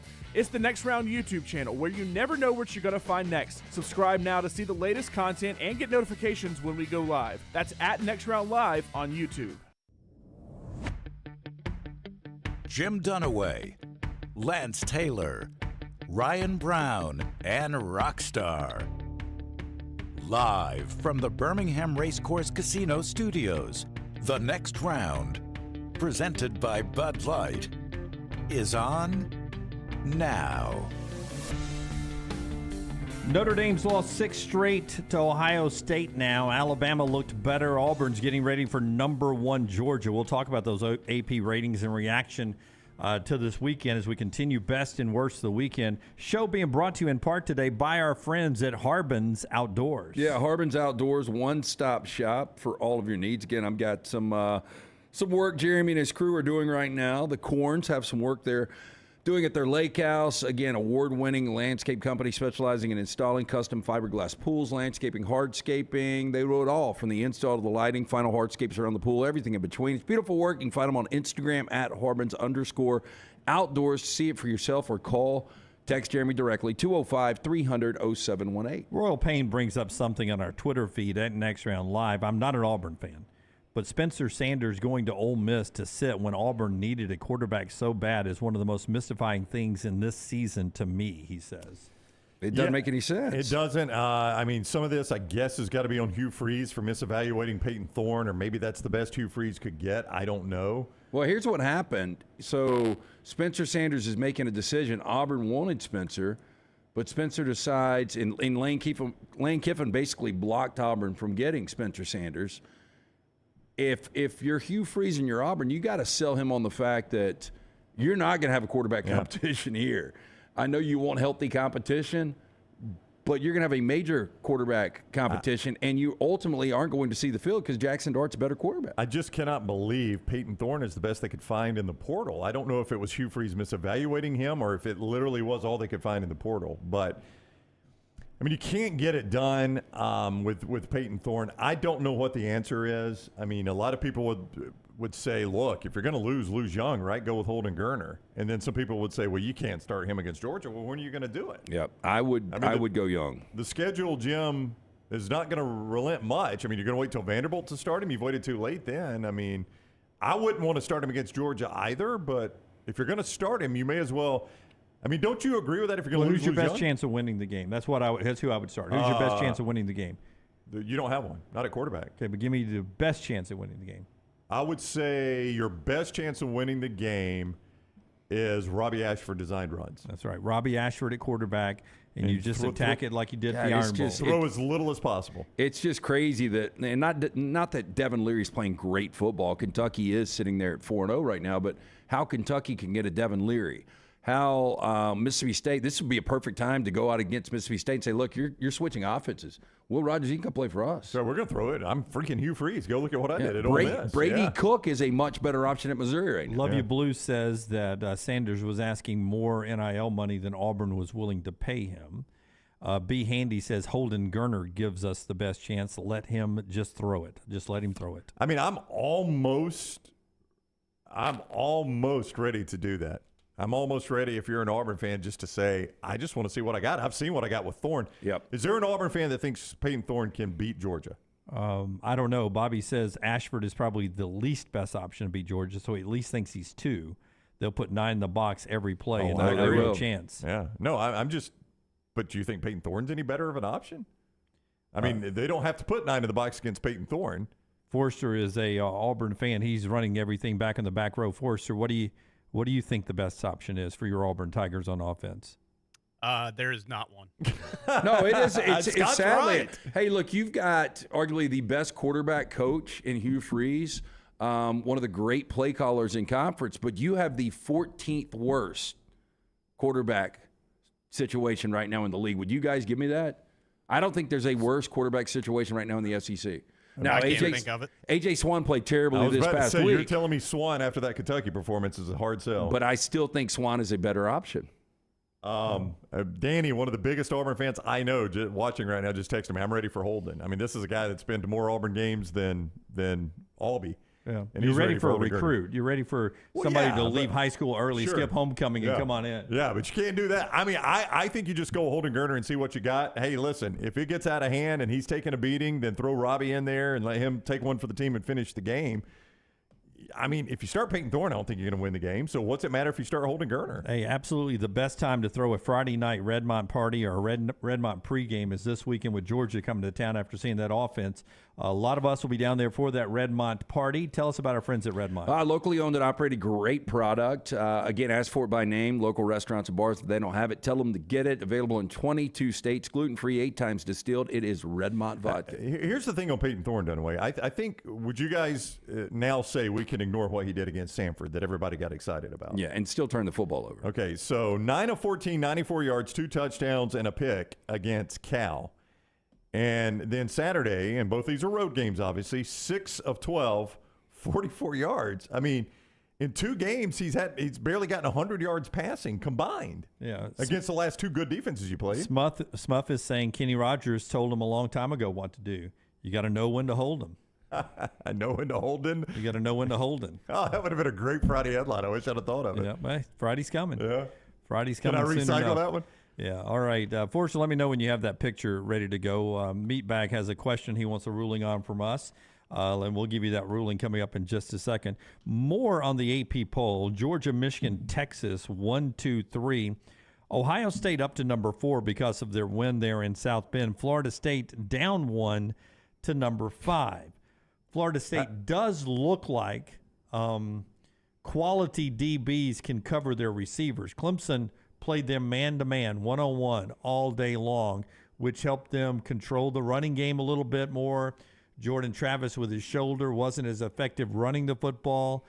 A sack, scoop, and scored touchdown, and a missed field goal is the only way Florida State survived Death Valley. Yeah, I mean, Florida State only 22 rushing yards. They've got to be able to run the football more effectively. Clemson had 429 yards, and you're right. The one turnover, the scoop and score, where I thought he was dead just watching live. Yeah, really. I mean, Cade Klubnik got crushed. Yep. But that was the difference in the game. Clemson was the better team in that game. Yeah.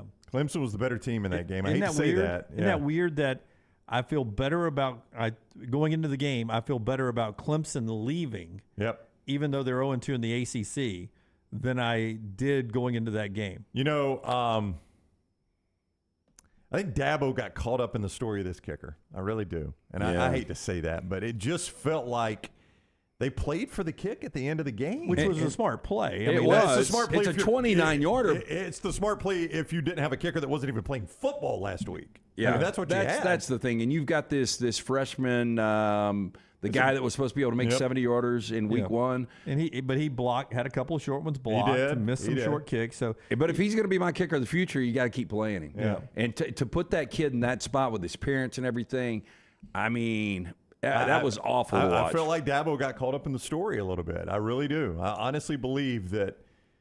I mean, he played for the kick there. I just don't understand that. You've got to keep foot on gas, and play for the win.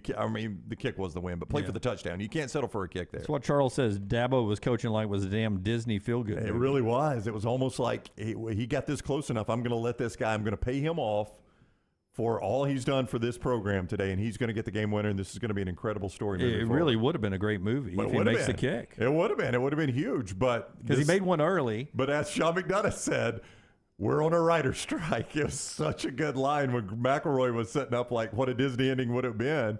He misses the kick, and McDonough says, "We are on a writer's strike." Sean McDonough is so good. Yeah, that writer's strike I hear is almost over.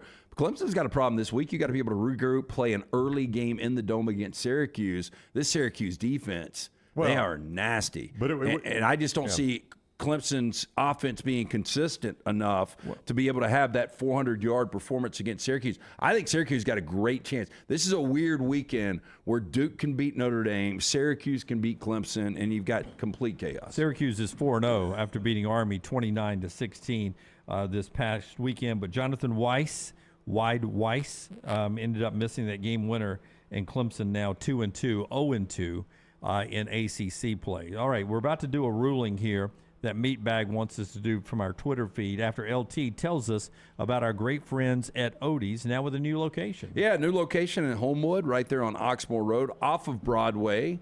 My old stomping grounds back in the day, but just an incredible place to sit back, relax with a cold drink, ice-cold beer buckets full of the Bud Light, live music Fridays and Saturdays, and at the original location in Crestline, Odie's Team Trivia every Wednesday night. Get in, enjoy incredible food, lunch, or dinner. It's Odie's Tavern, Crestline Village, now Homewood. Okay, we all go to the games and concerts, and when you're there, you're very tight. You're sitting around people and everything, and we'll get back to real football questions, but as a fan, what do you do in this situation? Meatbag wants a ruling. Here's the picture, him at Bryant-Denny Stadium. He's like, I'm sitting down. Everyone else is standing the entire game in front of me. At his size, if I stand, then the small lady behind me can't see.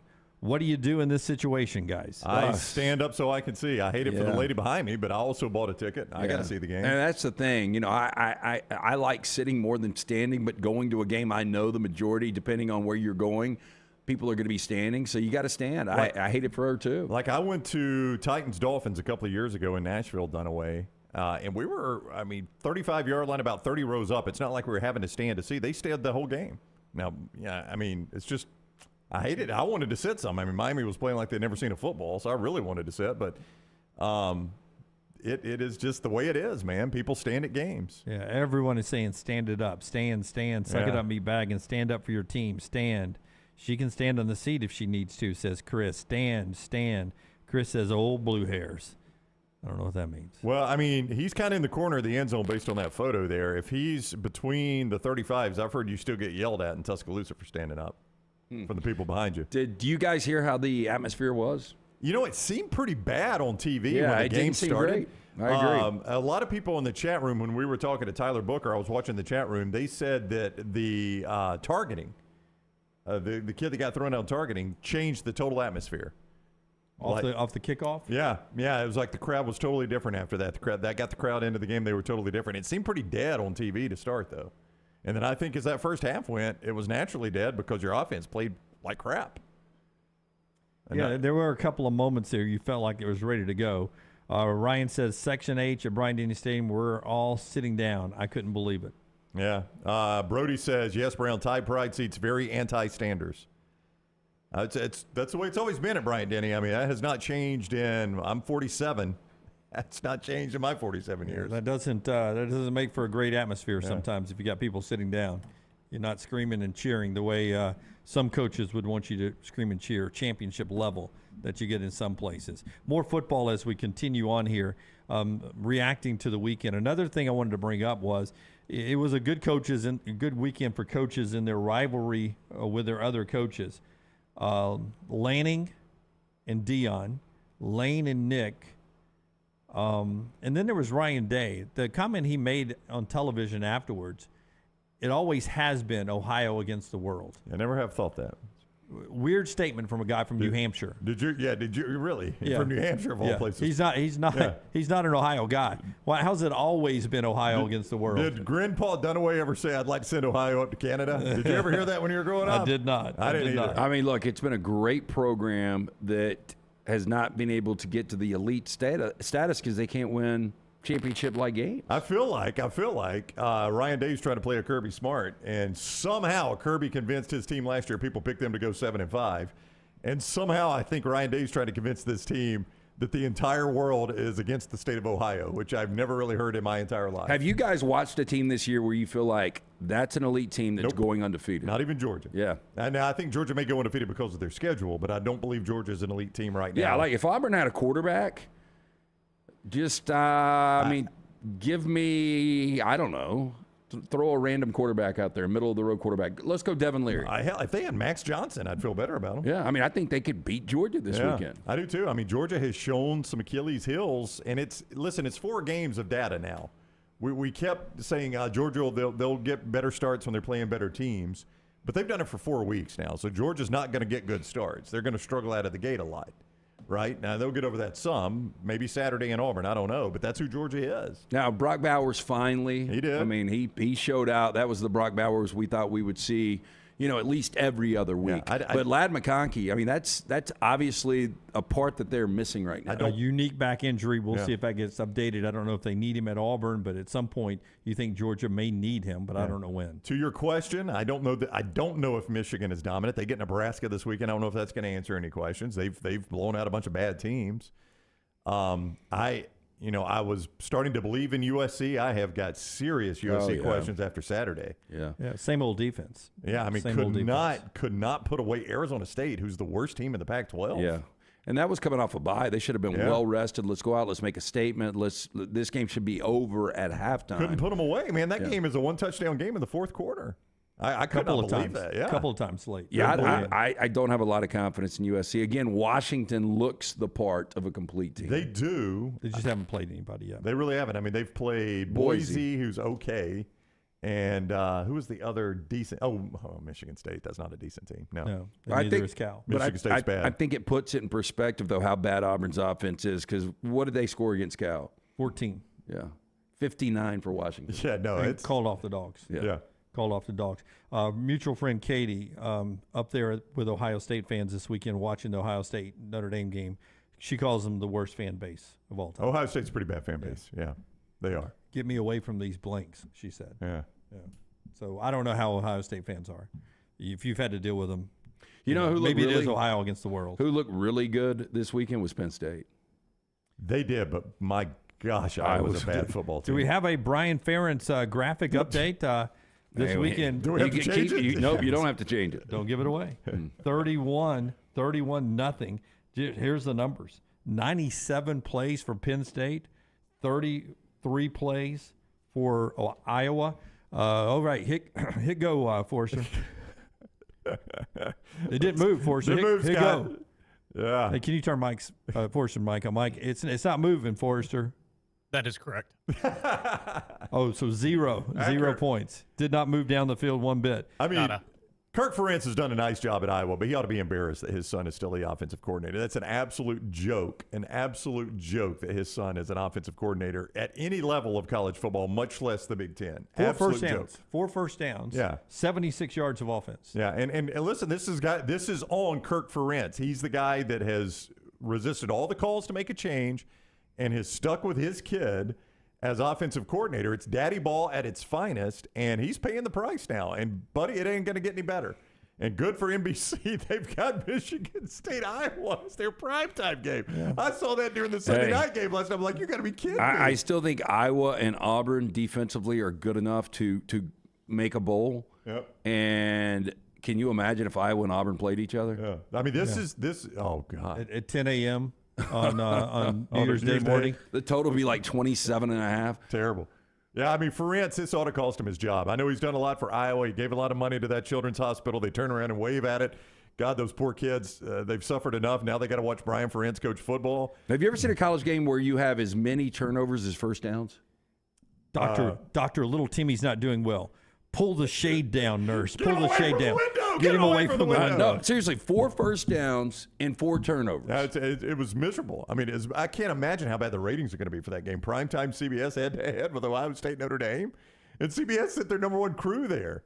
They sent Alabama and Ole Miss like their D crew. Oh, no, they're F crew. Like Ross Tucker, I like him. No, I like Ross Tucker. I thought that crew is a lot better than most, to be honest with you. There's a lot of bad crews out there. Oh, there's bad crews, but that crew will be back on Ball State, Western Michigan next week. Yeah, Ross Tucker was the only one I knew of the entire crew. Sideline chick, I'd never seen her before. She was the best part of the She crew. was really good. She was Tiffany really good. Blackman. Hey, good Friday night game this week, Utah and Oregon State, 8 o'clock FS1 from the new stadium in Corvallis. You get that on Friday night coming up this week. Jack State's got a Thursday night game out in Sam Houston where they're the road favorites, according to mybookie.ag. Dr. B's hair, and then we'll talk to Joel Klatt about everything that went on this weekend in college football. That's coming up in the next segment. Dr. B and his hair revitalization program. Yeah, look, I started to thin out a couple of years ago. Nobody told me. I noticed it on our venture here. I asked around. Dr. Beckenstein is the name everyone mentioned. Since I went to see Dr. B, to now, my hair has doubled in thickness for more than 20 years. Women and men have turned to Dr. Beckenstein for a range of cosmetic different things. Go to T3hair.net. That is T3hair.net. Make sure you tell the fine folks there at Dr. Beckenstein's the Next Round sent you. Everything Next Round is on demand now in the podcast section at nextroundlive.com. Hey, Lance Taylor from the Next Round. You've heard me for years talk about our friends at Bromberg's Jewelers, and we welcome you to stop by and see that great customer service at the Mountain Brook and Summit locations. But we'd also love for you to check out their new online shop. They've got plenty to choose from. Great gifts, big and small. Available online, they've got David Yurman, Tudor watches, select diamond and gemstone jewelry, William Henry, seasonal and favorite giftware items and baby gifts as well. They've even got an online sale section. For more information, Brombergs.com. You have all heard of Red Wing Shoes, but what is Red Wing Shoes? It's the place where men buy boots, plain and simple. Who are Red Wing's customers? They are construction workers, warehouse employees, college students, the guy that fixes your AC, the guy at the end of the bar, the IT guy. Red Wing is a father, Red Wing is a son, Red Wing is a cult following shared by all men. A classic, comfortable pair of cool boots with a story to tell. What's your Red Wing story? Red Wing Shoe Stores, located in Pelham and Trustville. The Next Round brought to you by the biggest and baddest track in NASCAR, the Talladega Super Speedway. The Yellowwood 500 NASCAR Playoffs weekend is coming up. You don't want to miss it. The action kicks off Saturday, September 30th with the Craftsman Truck Series Playoffs race, all leading up to the NASCAR Cup Series Playoffs on Sunday, October the 1st. Be there to see these drivers battle for 500 miles to survive and advance to the next round of the playoffs. Get your tickets now at TalladegaSuperspeedway.com. Again, that is TalladegaSuperspeedway.com. As summer bids adieu, get ready to welcome the arrival of fall. But hey, it's not just football season making an entrance. In the world of pests, it's fall invader season. Hold on tight, because we got 4 major troublemakers stepping into the spotlight: box elder bugs, kudzu bugs, ladybugs, and stink bugs. These pests don't just knock, they barge in like they own the place. But fear not, dial up Wayne's Pest Control now, 865-588-6686, and show those fall invaders who's boss. Don't let pests crash your fall. Take charge today. Hey, Ryan Brown here from the Next Round. Do you want to help pay for my kids' college and look great while you're doing it? You need to go to the Next Round store. Everything from hats to short sleeve and long sleeve t-shirts, sweatshirts, hoodies, zip-up hoodies, and much more. And we're adding new things all the time. Why would you not want to see my kids get a great college education and look great out in the public while you're doing it? Get the gear we wear all the time on the show, and there's only one place to get it: nextround.store. That's nextround.store. Hey, Lance Taylor from the Next Round to tell you about one of our favorite places for breakfast, lunch, and dinner. That is Hamburger Heaven since 1982. Hamburger Heaven has been serving Birmingham's best hamburgers, cheeseburgers, French fries, hand-spun milkshakes, and sandwiches made fresh to order. All of their ingredients are fresh and prepared daily. This includes their beef, always fresh, never frozen, hand-pattied each and every day. For breakfast, lunch, or dinner, visit any of the 4 locations, Highway 280, Irondale, Gardendale, and Homewood.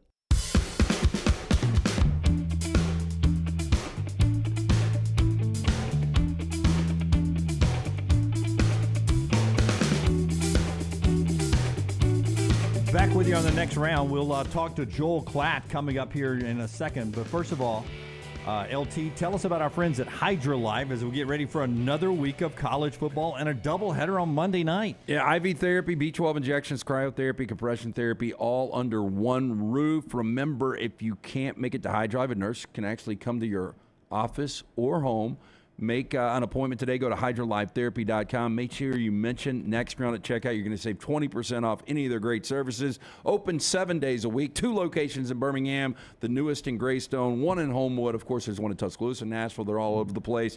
Mention Next Round at checkout. 20% off any of their services at Hydra Live. And as we wait on Joel Klatt for a little bit here, Brownie, why don't you tell us what a great job you and your wife did on the new wall behind us here? My wife did most of the work, Jim. I was just technical support here. You are commenting on it in the chat room there, the Volk Tire and Automotive chat room, how much better it looks. We just wanted a different look, man. We wanted a different look, but we like it clean. And this is, I was very proud of the way my wife did the work and made it turn out. She's a handy one. Everybody likes it. Yeah, I think it looks good. Yeah, fantastic. So thank you, Jennifer, for doing that and for jumping up here. And when it's hot as heck up here on the weekends, it does look fantastic. I sent her a text this morning about how good it looks. Klatt in a second. We'll get that. Rockstar, if you'll give me cut 1 and 2 while we wait on Joel Klatt, a little reaction from the locker rooms out in College Station. We've spent a little time talking about that. Hugh Freeze first, searching on offense right now. That's the easiest way to say it. You can just see how Hugh, throughout that game, just not a whole lot you can do until you get different Jimmies and Joes wearing that uniform. Here's Hugh. The bad part about it is we moved the ball and got in scoring territory and would get a penalty or a sack, and it knocked us out of scoring points that kind of would have made it a little more interesting for sure. And then the third quarter was dominated by them. I think we had 2 3-and-outs, and they had most of their yards probably in the third quarter. It felt like, and they're a good football team for sure. I thought our kids played well enough on defense outside of the few explosive plays to give us a chance to win the game, but offensively we're searching. Yeah, your defense can only do so much. I mean, you got to have some offensive production, and then your defense just wears out. So that's a little Hugh Freeze from the loss on the road. All they get now is number 1 Georgia at Jordan-Hare Stadium, 2:30 coming up this weekend. Yeah, it's going to be a tough one there for Auburn, the way that offense is playing, which is really, really bad. Joel Klatt is with us. Klatt joins us each week, courtesy of MyBookie.ag. Code Next Round when you sign up for they have got a great deal we're going to tell you about this week at MyBookie.ag. Code Next Round to get that deal. Klatt, what is up, man? How are you? I'm good. How are you guys? What's going on? Not a whole lot. We were just discussing, and you've seen some in person. You get to watch a lot on film. Is there a dominant team in college football that you truly believe in? And it's not Georgia for me. I don't know where I would go. Is there one from what you've seen in person or on film that you would say, good question, that's a dominant team I would believe in? When it's phrased like that, not really, not really. But you could also phrase it as, like, at least in my career covering college football, I've never been this confident in the top 10, where there's a razor thin margin between all of those teams. For so long, guys, you could get to 3, and then putting a 4th place team felt almost gross because you're like, that number seems too high for this team, right? Like, there was such a gap between the best teams and generally like the best SEC teams and maybe one other, like an Ohio State or someone like that, or a Florida State or a Clemson. And then it was like the top 2 SEC teams. And then there was a massive gap between the rest of the country. And you'll read these notes across the country, and it'll be like, Notre Dame has been top 5 or top 10. And I'm like, yeah, but they haven't felt like it. They haven't felt what I categorize as above the line. And so it's an interesting wording that you bring up. You bring up like, well, is there a dominant team? No, but I think there's a lot of above the line teams. And above the line for me is defined as teams that I think can compete for a playoff spot, win a playoff game, and even a national championship. This is as much parity as I can remember in college football. At this point, if there was a team that I would say is scariest, I wouldn't say dominant or a team that I trust. The team that I think is actually the scariest team out there is Washington. Mm-hmm. If you watch Washington play, it's like, okay, nobody's stopping them. So then it becomes, can you score 50? Can you score 40 against Washington? And, you know, a lot of people will look at the box score and say like, well, Cal had 500 yards and so many points. That game was 52-12, and virtually all of Cal's yards came in just absolute garbage time. So Washington would be my answer, but I have to rephrase it a little bit and just say scariest. You know, one of those above-the-line teams staying out west is Utah, and I think Nate Johnson's going to end up being a good quarterback. The guy is so athletic, but these moments seem a little big at times for Nate Johnson with the 3 fumbles this past week. Their defense is incredibly good. With all that said, we were asking the question, do you think Cam Rising ever comes back? Because if he doesn't, Joel, they're going to end up getting beat. Maybe it's this weekend in Corvallis. They've still got to go to SC. They've got Oregon. They've got to go to Washington. It's a brutal schedule. So the entire narrative for me surrounding Utah is that they are doing this undermanned. It will not continue, to your point, if they continue to be undermanned, in particular at the most important position. I like Nate Johnson, and I think that he can end up being a good player, but it's Cam Rising takes them to a different level. I think we've all seen that in certain games, in particular like last year against USC. I think they also need to get healthy at the line of scrimmage, even though they were dominant at the line of scrimmage. Utah is a really good team, and the Pac-12, they legit have 5 teams that you can say, all right, like those teams can play with anybody in the country. But to your point, everybody has a flaw. That's Utah's flaw, is that their quarterback has a low ceiling. Not all that dissimilar, by the way, from Bama. You know, if Nate Johnson is the quarterback for Utah, I think of them the same way as I think of Alabama, a really, really good team that has a low ceiling. And if Rising comes back, that changes for the Utes. If Alabama had Cam Ward, how good are they? They're number 1 in the country. There would be the dominant team that I would say is head and shoulders above the rest. Their roster suggests that they should be that.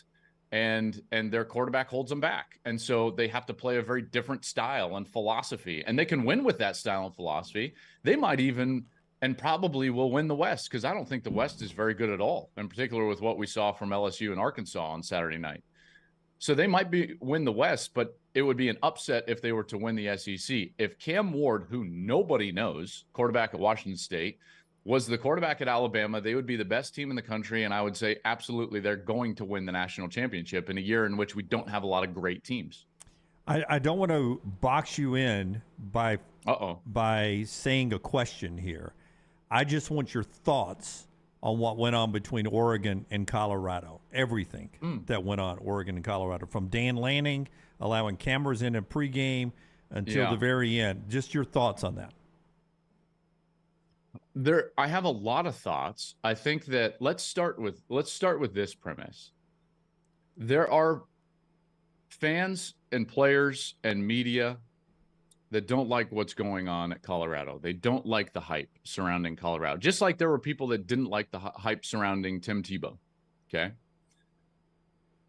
But the group that dislikes it the most is opposing coaches. And I talked to these guys off the record. They despise it. They hate it. They hate the attention that Colorado is getting.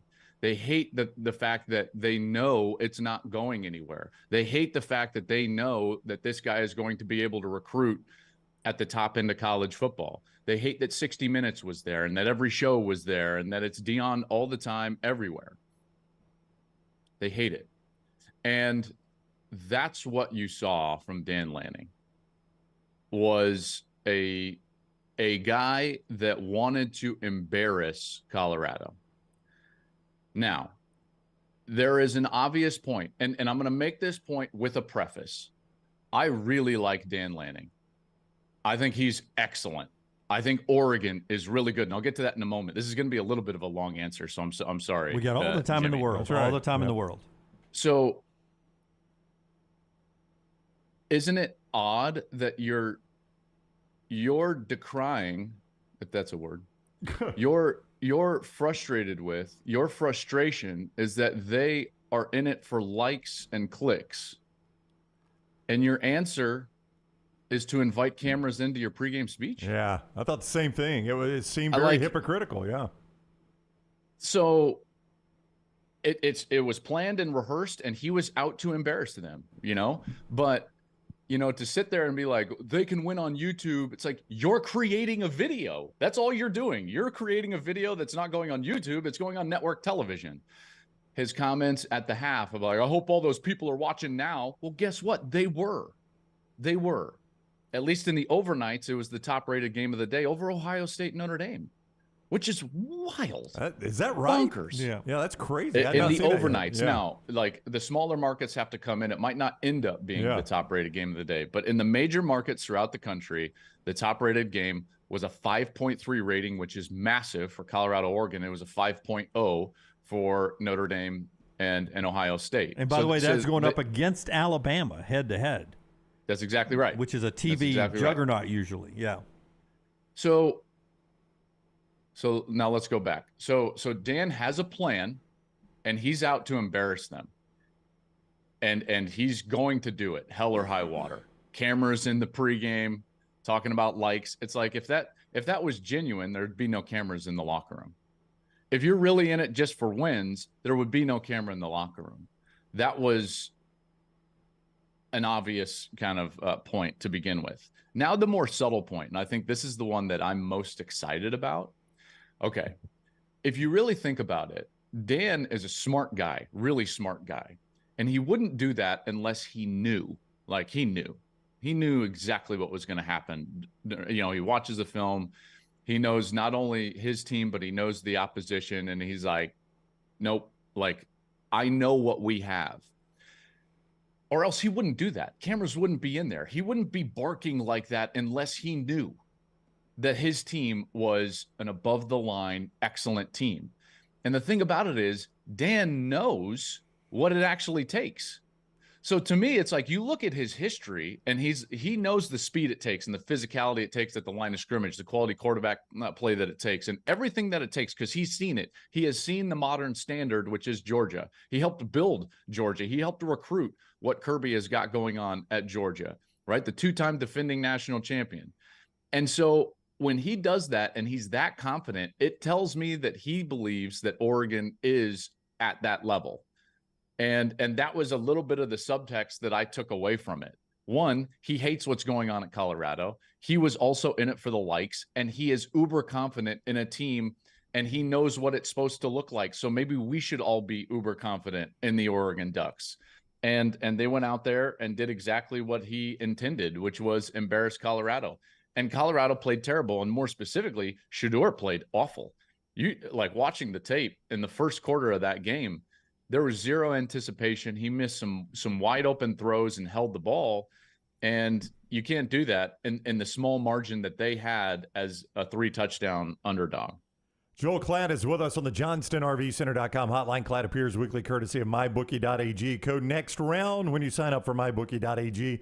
We ask athletes to give us 110%. MyBookie this week is giving you 110%. We'll tell you about that. MyBookie.ag.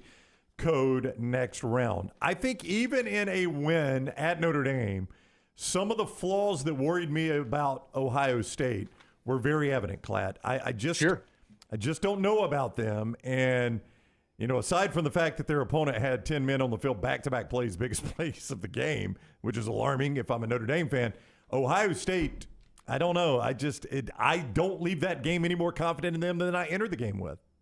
Yeah, it's interesting because I was the exact opposite. That was one of the rare games that I'm more confident in both teams. Okay. Moving forward. because I had some major questions about whether Notre Dame could actually play at the top end of college football, which, let's face it, whether they've been ranked high or not, they haven't been a real threat to win a national championship. Even when they played for the national championship, that game was a mere afterthought to what was the real national championship, which was Bama beating Aaron Murray and Todd Gurley in 12, right? So I come away thinking that, like, okay, Notre Dame has the requisite quarterback and the physicality at the line of scrimmage to go and handle the rest of their schedule. I think USC is in peril when they go to South Bend, in particular the way that they looked at Arizona State on Saturday. And then Ohio State, while yes, you are correct, there were some of those things that crept up, short yardage, running game. There was a major question about their quarterback coming in, and you don't go out in that environment in the last minute 26 and make the throws that he did unless you're an absolute dude. So I think they leave this with more confidence.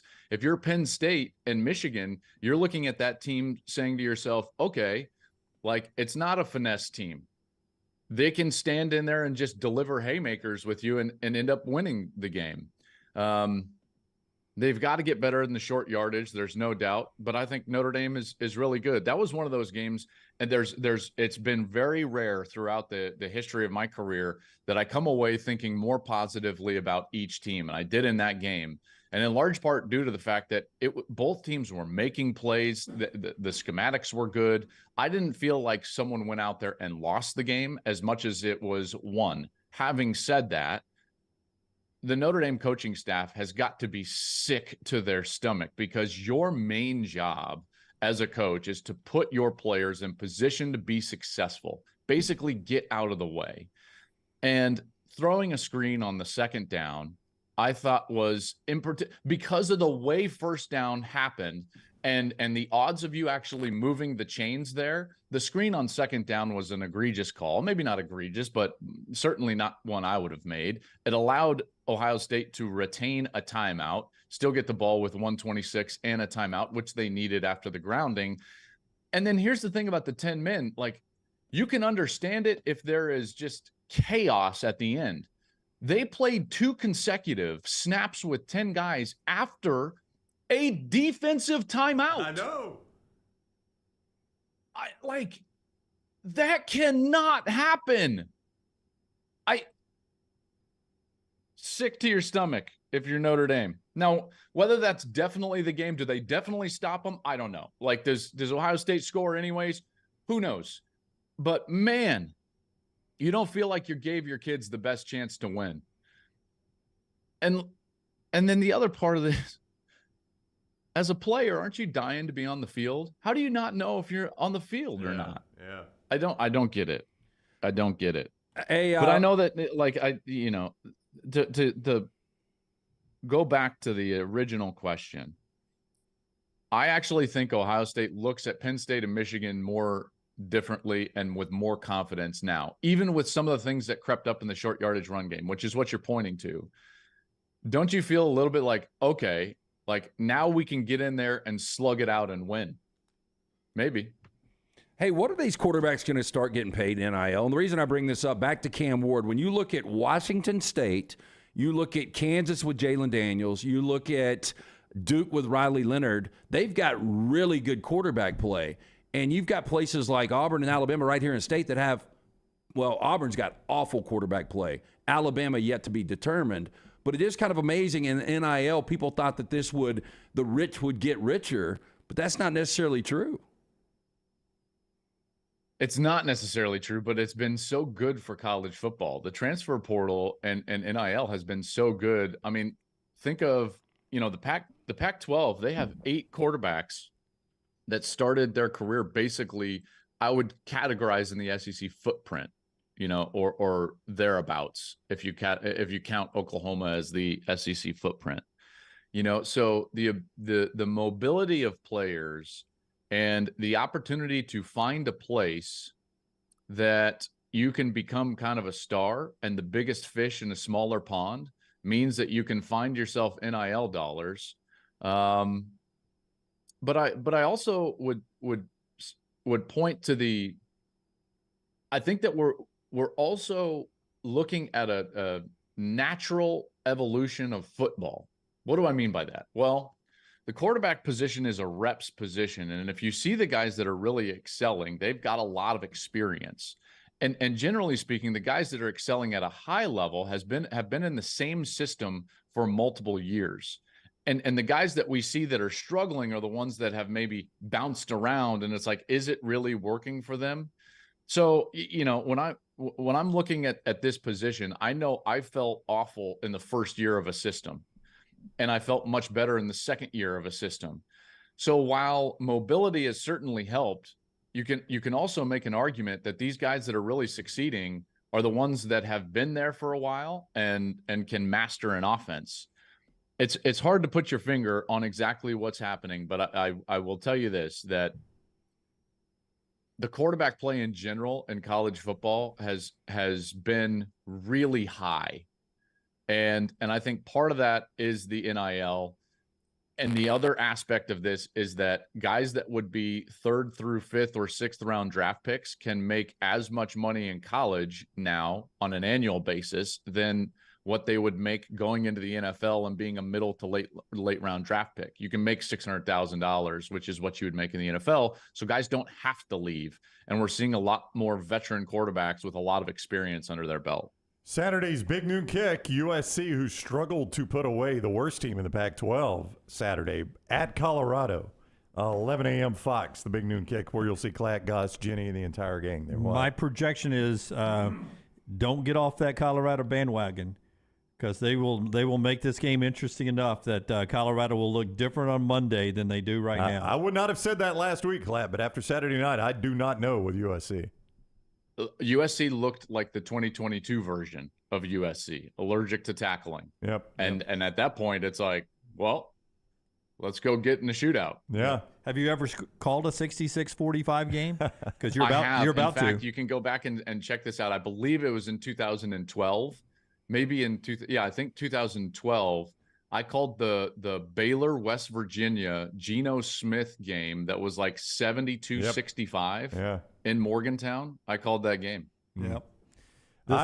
You guys should just use the 1988 Holiday Bowl graphics in this broadcast. Little throwback graphics for the Holiday Bowl.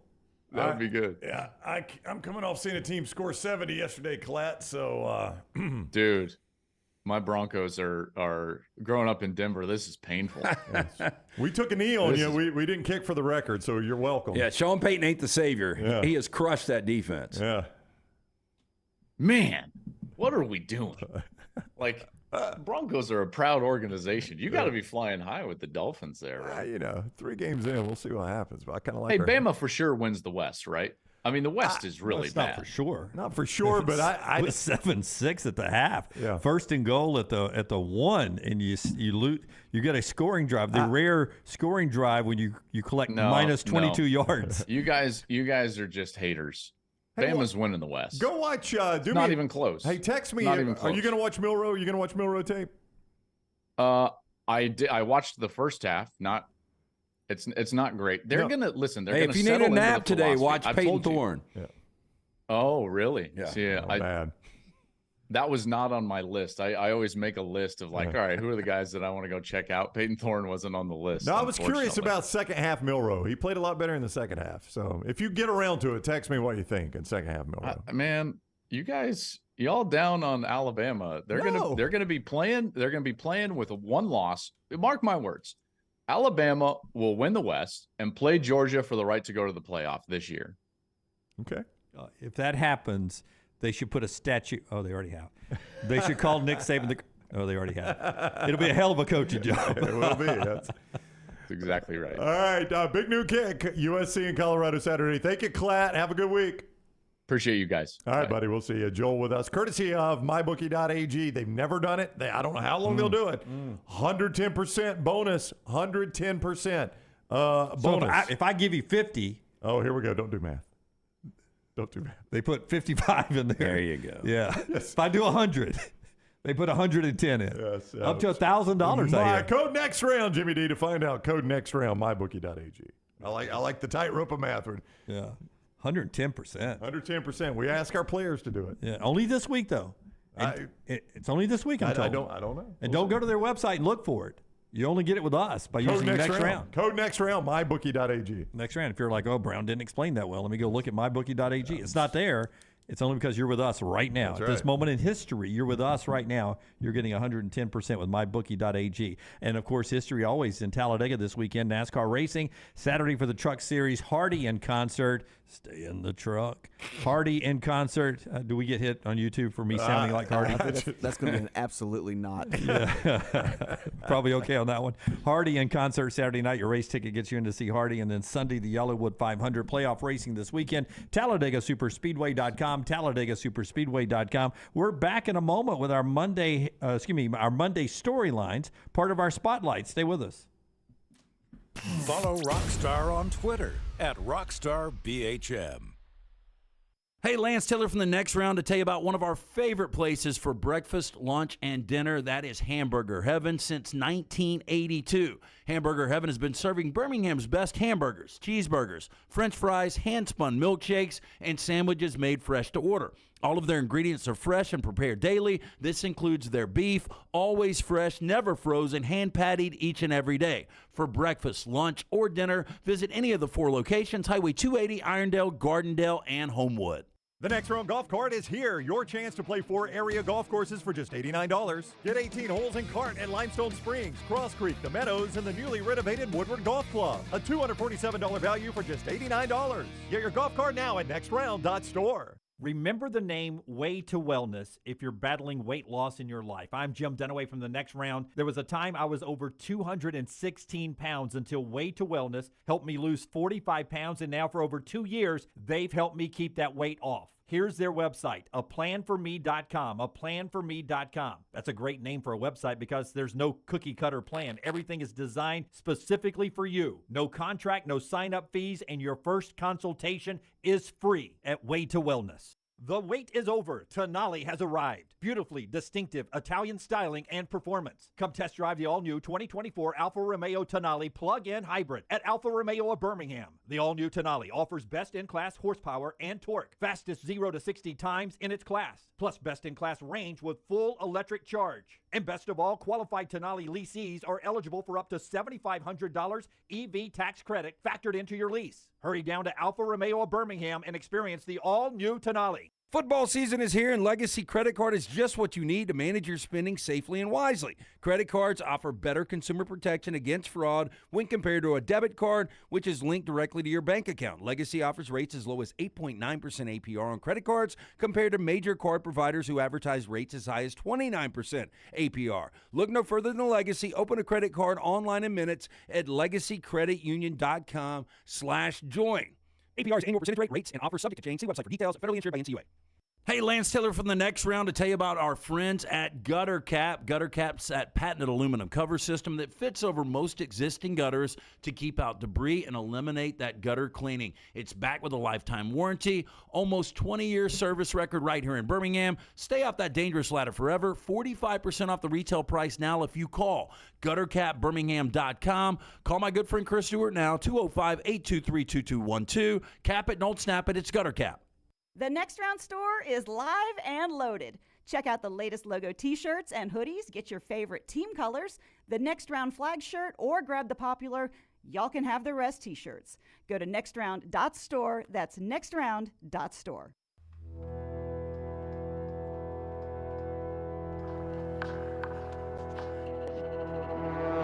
Rockstar's about to hit that open for the spotlight here in just a second.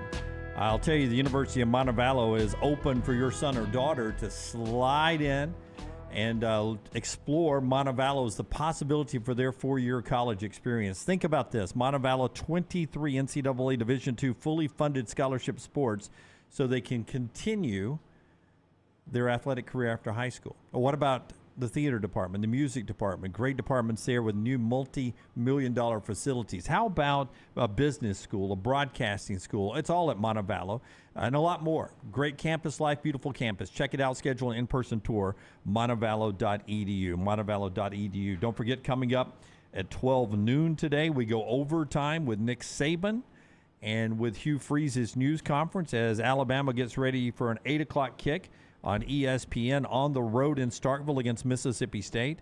And Auburn gets ready for a 2:30 kick on CBS as they play host to number 1 Georgia. That's coming up. But right now, it is time for our Michelson Laser Vision Spotlight of the Day. LT will tell you about Michelson right after this. The College Football Spotlight. College football's biggest storylines. And our friends at Michelson, if you've thought about LASIK, stop procrastinating, make the phone call. Find out if you are a candidate right now. 205-969-8100. Call that number. Ask for Amy. She's going to hook you up with a hassle-free consultation. You have zero to lose to find out if LASIK is right for you. Again, I got the procedure done over 2 decades ago. Still got 2015 vision, better than 2020. Dr. Mark Michelson, Dr. Jen Michelson, best in the business. 205-969-8100, michelsonlaservision.com. Thank you, Jace. Been with us a long time. You remember Digger Feltz, who used to have the Sharpie that matched his tie. I didn't have a creamsicle one, but I was using that right there. I'll start us off. Bingo cards. Get your bingo cards out. SEC unbeaten teams who had Georgia, Kentucky, and Missouri is the only unbeaten teams left in the SEC at this point. Not me. That's the group. Two of them don't surprise me. It surprises me there's not more unbeaten teams. You're not surprised by Kentucky. I'm not surprised by Kentucky, no. Kentucky's a good team. And you're not surprised by Georgia. Nope. There's Missouri, who has the win over Kansas State. They're still unbeaten. But you're right. You're more surprised there's not Alabama. There's not LSU. There's not Tennessee. You're surprised by those. Yeah, keep them coming. Yeah. But, part of that gets me to mind, which is the unknown. Oh. And I think the unknown of college football. Hey, no lie. I had a dream last night. Do you want a dream? And it was one of these clairvoyant, could really see it dreams. The national championship matchup, it was in the first quarter. Somebody was up 13-0. Who do you think my national championship matchup was in my dream? This is nuts. Oh, nuts, huh? Yeah. They're both ranked, I'll tell you that. Yeah. I'm going to tell you, I think it was Washington playing Penn State. It was not. Did I get one of the teams? You did not. You didn't? One guess from you, Brown? I will go Michigan was facing Oklahoma. Why, you got one of the two. Oklahoma was up 13-0 on Miami in the first quarter of the national championship. But again, I think we have the unknown. I have not seen any team that blows me away. Why? 12-team playoff would be fun right now. It really would be. Almost anybody could win it. Just like the NFL. I lost a little confidence in Oklahoma this weekend. They slopped around against Cincinnati. I did too, but again, their defense is what needed to be really improved. Dylan Gabriel's playing good football, and who knows? The unknown. I am going to go with the Alabama defense. Klatt mentioned it. The West is absolutely wide open. I think Alabama's got the best defense in the West. The fourth quarter of the Texas game got away from Alabama. Nobody is going to deny that, right? The fourth quarter of the Texas game got away from Alabama. They've given up 20 points outside of the Texas game. 20 total points. That game, by the way, was 16-13 going to the fourth quarter. Texas just lit them up in the fourth quarter. Yeah, they had done their job defensively. I don't need to remind everybody out there that Ole Miss got a pretty good offense. They do, and they could not score against Alabama. Anything. And if you look at Alabama's numbers, they don't blow you away. Like rushing defense, they're okay. Total defense, they're okay. Passing defense, they're okay. But what's the most important defense? Scoring defense. And that's where Kevin Still, RT Rob, whoever you talk to, that's where they are really shining, is teams are having trouble getting touchdowns against Alabama outside of that fourth quarter against Texas. You take that away. This has been a great Alabama defense, and they're going to need it. But I think they got it. I think they got a good enough defense that you can let Jalen Milroe develop a little bit as he goes. Rockstar, if you'll give me cut number 4, here's Nick Saban afterwards. And he is being patient with this team. And the question is, can this team take what they've done in the second half and then build on it, get better next week and better the next week, and then, as Klatt says, be the best they can be when they play Georgia for the SEC championship. Here's Nick Saban after the game Saturday. Nick, how much does patience come into play on your part when you're grooming a quarterback like you are, Jalen? I think you have to take advantage of the lessons, and I meet with the quarterbacks on Sunday. I meet with them on Thursday. And I just have some things that, okay, here's what you really did well, and here's some things I want you to look at. And, Jalen's really good about that. I mean, he really wants to learn. He really listens. And, Tommy does a good job with him. So it takes a lot of patience on my part when you score 5 touchdowns and have them called back. So that takes patience too. It takes patience when you're 1st and 1 at the 1 and you don't score a touchdown. That takes patience. So I got a lot of things testing my patience. And he is handling this like a team that needs confidence, and you just wonder if they can build on that confidence after the second half. I've got a broader point about Milroe. Do you want me to hold it until after the top of the hour? Because Browns. It's why I was asking Klatt to watch the second half. I want to tell you my observation about Jalen Milroe. Brown's observation on Jalen Milroe when we come back. We'll also do 4 downs, trash, and eventually to overtime with Nick Saban and Hugh Freeze. All still to go today on the show, brought to you by our friends at NASCAR. The race is this weekend. It's in Talladega. TalladegaSuperspeedway.com for your tickets. It's not too late. It is race week, but it's not too late. You can get there. You can enjoy the truck race on Saturday, the Hardy concert Saturday night, and then the Yellowwood 500 NASCAR Cup playoff race on Sunday. It's always a great time. People watching and the best racing at 200 miles per hour. Get your tickets, TalladegaSuperspeedway.com. Follow Scott Forrester on Twitter at ScottForresterTV. Hey, Lance Taylor from the Next Round to tell you about our friends at Gutter Cap. Gutter Cap's that patented aluminum cover system that fits over most existing gutters to keep out debris and eliminate that gutter cleaning. It's backed with a lifetime warranty, almost 20-year service record right here in Birmingham. Stay off that dangerous ladder forever. 45% off the retail price now if you call GutterCapBirmingham.com. Call my good friend Chris Stewart now, 205-823-2212. Cap it, don't snap it. It's Gutter Cap. DryTech Water Restoration is a locally owned company that specializes in mold remediation, fire and water damage cleanup, and SteraMist services.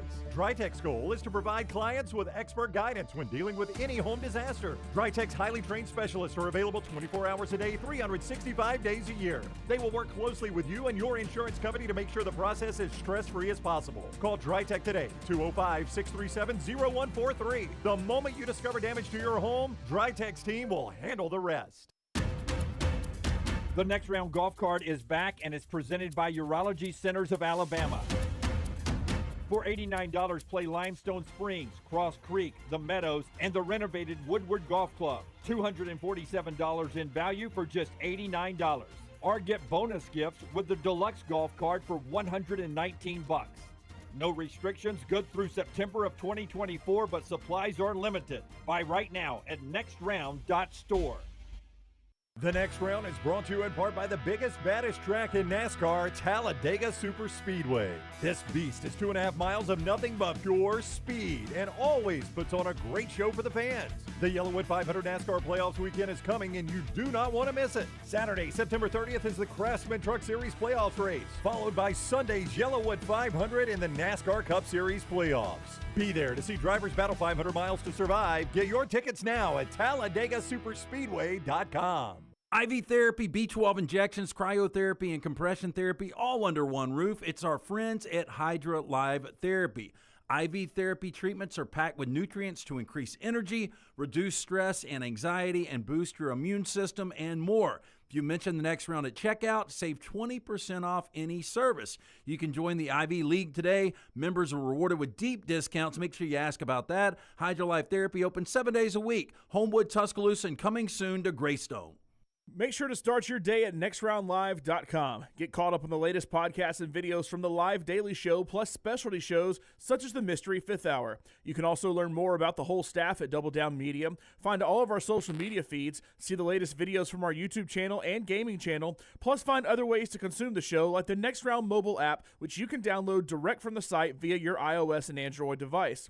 Make nextroundlive.com your homepage and stay up to date with everything from us here at the Next Round. Jim Dunaway, Lance Taylor, Ryan Brown, and Rockstar. Live from the Birmingham Racecourse Casino Studios, The Next Round, presented by Bud Light, is on now. LT's got our 4 downs, so we'll get that in just a second. And back to Brown's thoughts on Jalen Milroe, the way he saw the second half when he broke down the tape. Our friends right there at Storm Restoration Roofing, Greg from Pell City wants to get on the roof and make sure nothing's broke up there. Last time you had that roof inspected, who knows what's going on up there? Windstorms, thunderstorms, snow, cold, it all happens, and your roof takes it like a man. And he's up there. That's what Greg does. He gets up there and checks out to see if there's any loose shingles, bent shingles that can cause water entry points, and a lot more. Storm Restoration Roofing, 205-542-3531. Respected roofing contractor, A-plus rated with a Better Business Bureau. Insurance companies trust him. You should too. Greg from Pell City on Facebook, Storm Restoration Roofing. Brown, your thoughts on Jalen Milroe? Terrible interception Jalen Milroe threw. Nobody is going to deny that. Jalen Milroe, if he were sitting right where Lance or Dunaway or I am, he would not deny that. He's had 3 bad ones. Yep. Here's what I'm going to say. As an Alabama fan and as coaches and all that, you're just going to have to accept that with Jalen Milroe. He's probably going to give you one of those a game. But here's what I thought I saw from Jalen Milroe when he struggled in the first half. He played the second half like a guy that is no longer worried that somebody's going to come in and replace him. Now, that's just me watching that from my couch in Birmingham. But he just looked like a guy that wasn't looking over his shoulder. He knew that's his team. And that can work both ways. It's freeing for him, but it's also pressure on him. Like, if I continue to struggle, there's nobody that can come in here and save this. Well, I think going to the locker room 7-6, and with those mistakes that had happened in the first half, because that interception was in the first half. It was. There was no offensive production in the first half. They would get to the red zone and mistakes were made. Maybe reads weren't read right, or maybe plays weren't called right, or maybe they didn't check to the right thing. All those could be quarterback, could be offensive coordinator, could be a bunch of things. And I think that whole first half, you thought to yourself, if you're Jalen Milroe, maybe they will take a look at Ty Simpson. Then you get into the locker room, and there's no talk of Ty Simpson. No, They're that's only it. coaching me up. And then we come back out. Now I feel different because I played like crap. The offense played like crap in the first half because we didn't score. We moved the ball, and then we didn't score. And then they don't talk about making a change. They don't make a change. They put me right back out there. Then maybe it did dawn on him that, hey, this is my team now. Yeah, I think it's legitimate points. And I do believe Jalen Milroe is going to get better. You got to put up with some of the mistakes. And I had an Alabama fan, and I think I told you guys this in postgame, that was watching the game, and he said, look, I'm prepared to have one bad turnover from Milroe every single day. I think you got to accept it. Like right there's Landmine Believer. Multiple plays where guys are wide open. He didn't see them. Guys, you're just going to have to accept that with Jalen Milroe right now. I mean, I don't blame you, Landmine Believer, for saying it. I get it. But there are certain things like R2 or RTD4 saying Burton was wide open at the 4. That's 100%. such an easy throw. Yeah. You try to make the more difficult throw, and you throw an easy pick. Because that's where in his head I think he was going from the get-go. There's no doubt. He didn't think it'd be wide open over the middle. And Jason McCourty on the CBS telecast did a good job. He was a really good defensive back, by the way, of showing, look, you're reading this guy right here. If he takes the deep receiver, it's automatic to the underneath the receiver. If he stays on to the underneath the receiver, it's automatic to the deep receiver. Milroe didn't see that. He didn't read it right. Well, and the more experience you get, the slower the game becomes. And I think once it slows down and he's able to process a second or maybe even a third read, I think he's going to be much better in a much better spot. For me, I don't know how good the receivers are still. They were running wide open. Can they catch the ball if they get it thrown to them? Is the offensive line going to continue to get better? Those guys are hungry right now, those receivers, because they're not getting as many balls thrown to them, so they're not dropping them. Jermaine Burton's catch where he adjusted on that deep throw. Fantastic catch. Oh, there are NFL guys who can't do that. Yeah. I'm not saying he's going to play in the NFL, but there are NFL guys who missed that ball. Yeah, that ball was thrown over the wrong shoulder, and Burton adjusted and made the catch. And still had to slide basically underneath a hand that was thrown out there to make that catch. And then that catch by Jalen Lee. Jalen Hill in the back of the end zone. Yeah, I mean, that easy to like him, man. They were talking about him on the broadcast as he's a dude that's coming up. That was a tough catch. He catches it, takes the beating, goes to the ground, goes limp, gets everything in, and holds on the football, never bobbles it for 33 yards. That was a baller of a catch, too. Yeah. Dupree looks good when he's out there. Oots makes a big play when they have to, and the crowd, ooh. Sounds like a Big Ten team we're talking about. Are you guys a little surprised that Klatt is that confident? Because I don't know how you can be that confident on a team in the West, because you still got to go on the road this weekend. You got to go on the road to College Station. You got to go to Lexington, to Auburn. You've still got Tennessee and LSU and Arkansas at home. But I think you can do that same exact schedule run with LSU. Yeah. And LSU has shown massive flaws. And you could do that same thing with Texas A&M. I mean, the only reason I feel better about LSU is because of the quarterback right now. Yeah, that's the next thing I wanted to bring up about LSU here. It's brought to you by our friends at Champy's. Champy's Chicken. They bring you this hour forever. They've done it since we started this whole project. The 11 o'clock hour. Champy's Chicken for lunch, Champy's Chicken for dinner, Champy's Chicken forever. Highway 119 right there in Alabaster. Sterling the crew ready to serve you up. Champy'sChicken.com.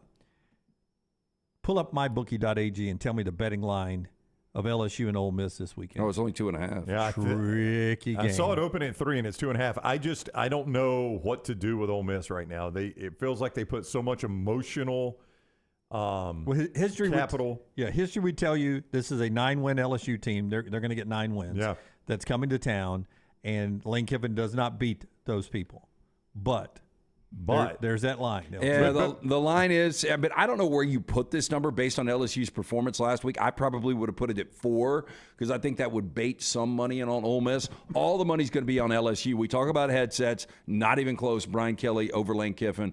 Quarterback, I like Jackson Dart a lot, but Jaden Daniels is a better quarterback. Well, and right now it's at 2.5. LSU 2.5 at mybookie.ag to answer your question, and the total is 63.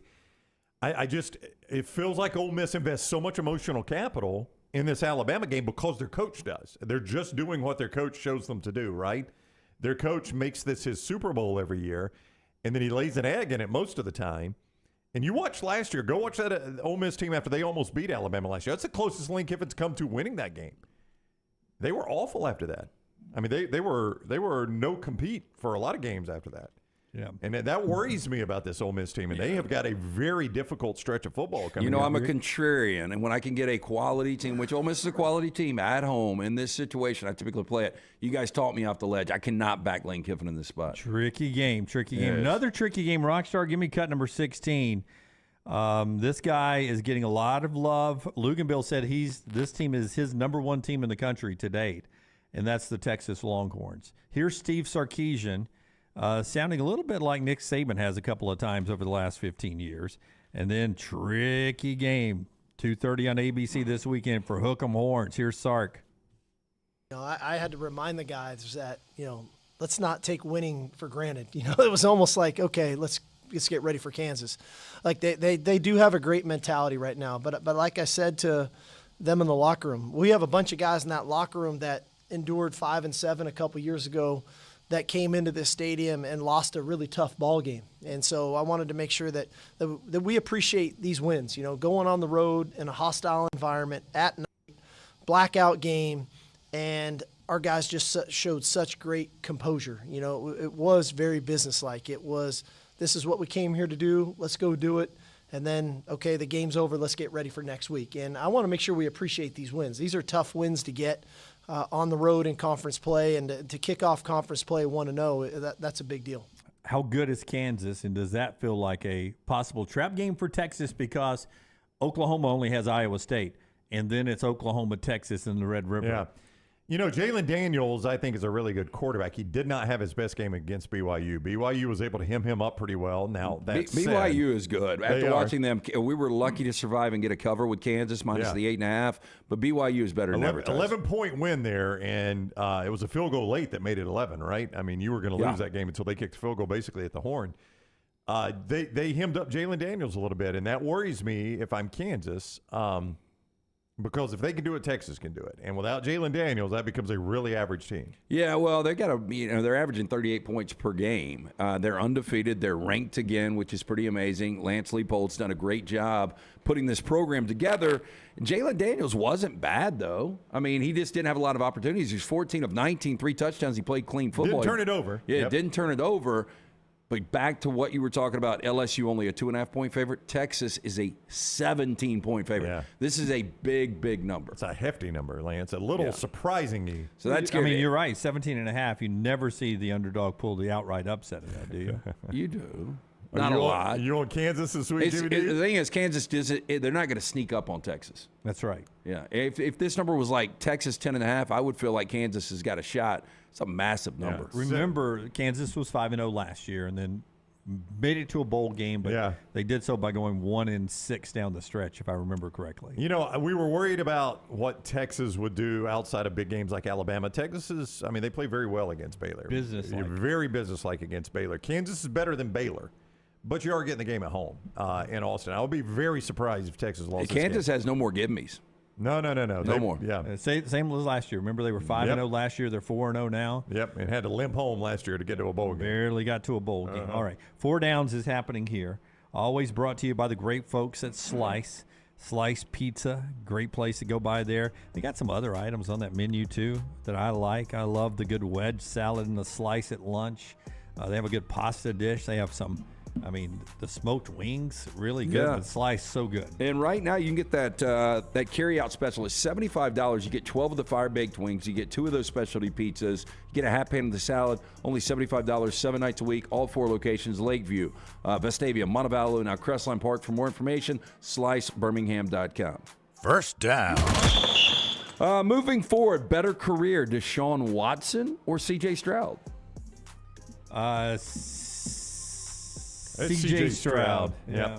Well, I was impressed by the way they played Jacksonville. That was a surprising outcome yesterday. Just when you think Jacksonville is clearly the best team in that division, here comes Houston in year one with nobody on that team and shocks everybody. Well, that's what you get in the NFL, right? I guess. You get Houston, Jacksonville, you get Cardinals, Cowboys. And there's nothing automatic or easy about a win, any win against anybody, anywhere in the NFL. That's why Lance'sLike.com, we had a 4-unit play yesterday on the LA Chargers on the road, and they survived 28-24. Now, we had the Bears, and you're going to take some beatings. One of my buddies is a professional handicapper. He had the Broncos. Wow. It's just the NFL, man, week to week is so difficult. And that's why, we've got a great track record at Lance'sLike.com. If you play the NFL on your own, good luck. But for the Texans Dunaway to go to Jacksonville and win by 20, you did not see that coming. I know it's easy to say it's the NFL. But Stroud is yet to turn the football over. Yeah, Stroud he has been the best of this rookie class. Behind an offensive line that is full of holes. For him to be doing that, especially on a Sunday when Bryce Young and Anthony Richardson were both out. Yeah. But even with them out, them banged up, he's looked the best already. Stroud has. And if you're a Texan fan, you remember you won Week 17 last year, a 32-31 game, and everybody was so pissed, like, we're not getting Bryce now. Yeah. Maybe it was a blessing in disguise. They might have gotten the better quarterback. Second down. Speaking of quarterbacks, who has a worse quarterback situation right now? The New York Jets. I was wrong on Zach Wilson, at least until this point, or the Auburn Tigers. Oh, I thought you were going to say Denver Broncos. It's the Jets. Zach Wilson is a 0 yesterday. It was a 0 yesterday. Right, boring is one of them. At least for Auburn, you can rotate 3 different kinds of less than out there than just Zach Wilson. Now they have the opportunity in free agency or to do something different. A.J. McCarron has signed for the practice squad with the Bengals, so I don't know if he was ever on the Jets' radar. I don't know what I would do if I was the Jets, but I would do something. I can't keep rolling out there with Zach. You say that, and I don't necessarily disagree. I just don't know who is going to be able to come in and actually be that much better. I know you can't be much worse. Dan Marino almost does on that one commercial. I don't know what happened, though, with Mike White. He came in yesterday when Tua, shut it down in the third quarter, and he looked really good for Miami. How is he not the backup? Why did they stick with Zach Wilson? No idea. I don't know if it's the investment or what, but I don't know. Auburn's got the worst quarterback situation. I'm going to say Auburn. Yeah, neither one of them are worth a crap, but Auburn's got the worst one. Third down. More wins this season, the Broncos or the Buffaloes? Well, Denver is 0-3 now, right? Well, they are, but they got 14 more opportunities. Yeah, 0-3, and they're probably about to fire their defensive coordinator, Vance Joseph. I don't know how he survives this. Well, they play the Bears this week. Yeah, that helps. Yeah, can we get a ticket to that game? If it was in Brown's backyard, I would not drive to watch it. Please do not tear up my grass. And I think it's safe to ask, do Sean Payton and Russell Wilson like each other? Oh, I don't think anybody likes Sean Payton. But he left Russell Wilson in there. Dude, they're down 50, and he still got Russell Wilson running out there taking snaps. I was a little surprised. I know you brought up Mike White, but you guys still had Tua in where that game was over. Only reason Tua came back in was I think they were going to put Mike White in. They get a turnover on the first play of Denver's possession, and White was not ready to go, I don't think. So Tua came in and handed it off. All they did was hand off, and they scored. But I could not believe they had Russell Wilson in at the end. It's almost like Sean Payton wants to embarrass him. I don't know. So you've got back-to-back opportunities at the Bears, and then the Jets come to Denver, and I'm sure that game's going to be big because of Sean Payton's comments. Outside of that, I don't see a lot of wins. Damn, I cannot believe if you're a Broncos fan and you would have known that the Buffaloes end up having more wins than you at the end of the year. I'll go Colorado. I think I'd take Colorado. I think I would too. But do you think Colorado gets 6? Or are they a bowl team now? I don't know if they can make a bowl team, but I think to win this discussion, they probably only got to get to 4 or 5. Yeah, I think they get to 5. Denver is really bad. I don't see Denver getting to 5. 4th down. Will Smith, 56 years old today. No, excuse me, 55 years old today. Michael Douglas, 79 years old today. Better career, Will Smith, Michael Douglas. I would go Michael Douglas.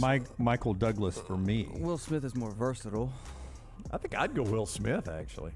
I mean, Will Smith has had #1 hits as a rapper. Yeah. Multiple.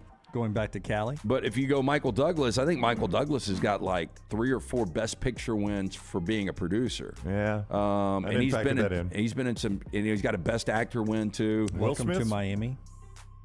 I think Miami and parents just don't understand. And maybe Wild Wild West, he might have like 3 or 4 #1s. But I look at Fatal Attraction, Wall Street, The Game, which you didn't like. Love The Game. But even back kind of cheesy, Romancing the Stone. He's been in some really good stuff. Yeah, Jewel Black Rain. I mean, look, the one he's in with Tommy Lee Jones, the aliens taking Men in Black. I mean, those made a ton of money, didn't they? I mean, the first one was pretty good. I liked them. They're not critically acclaimed by any stretch, but I think I'd go Will Smith here.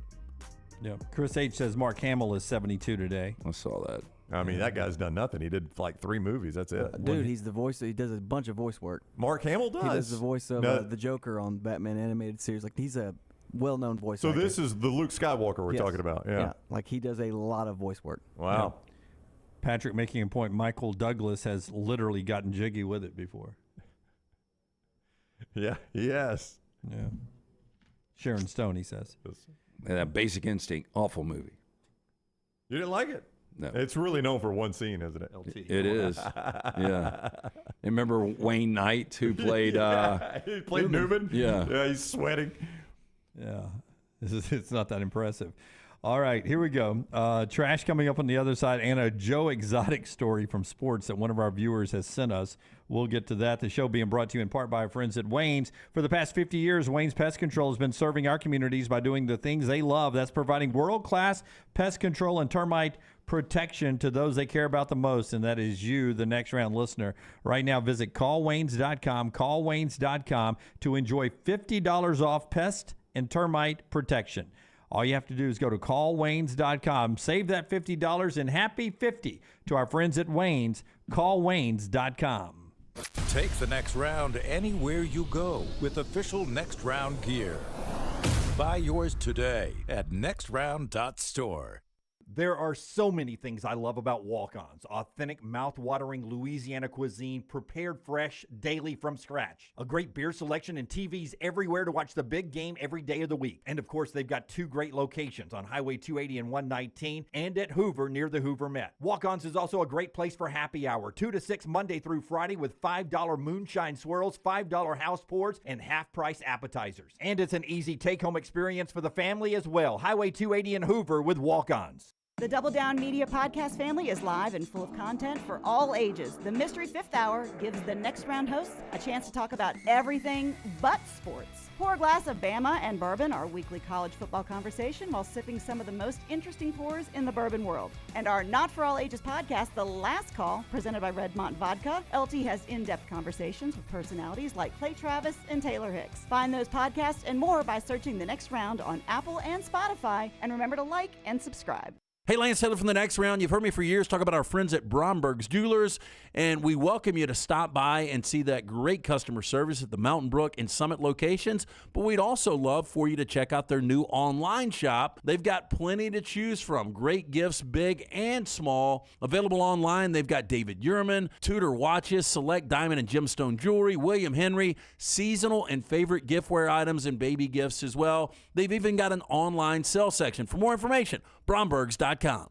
Don't miss your chance to win at Birmingham Racecourse Casino. Open 24/7, so come on in for nonstop gaming action. You'll find the latest, hottest, most exciting games around, and you'll love the fun bonuses and big jackpots. Plus, you can watch and wager on horse and greyhound races from all over the world. Your best bet for big wins is just minutes away at Birmingham Racecourse Casino, where you can be a winner too. Birmingham Racecourse Casino off I-459, exit 31 Derby Parkway. Must be 21 or older.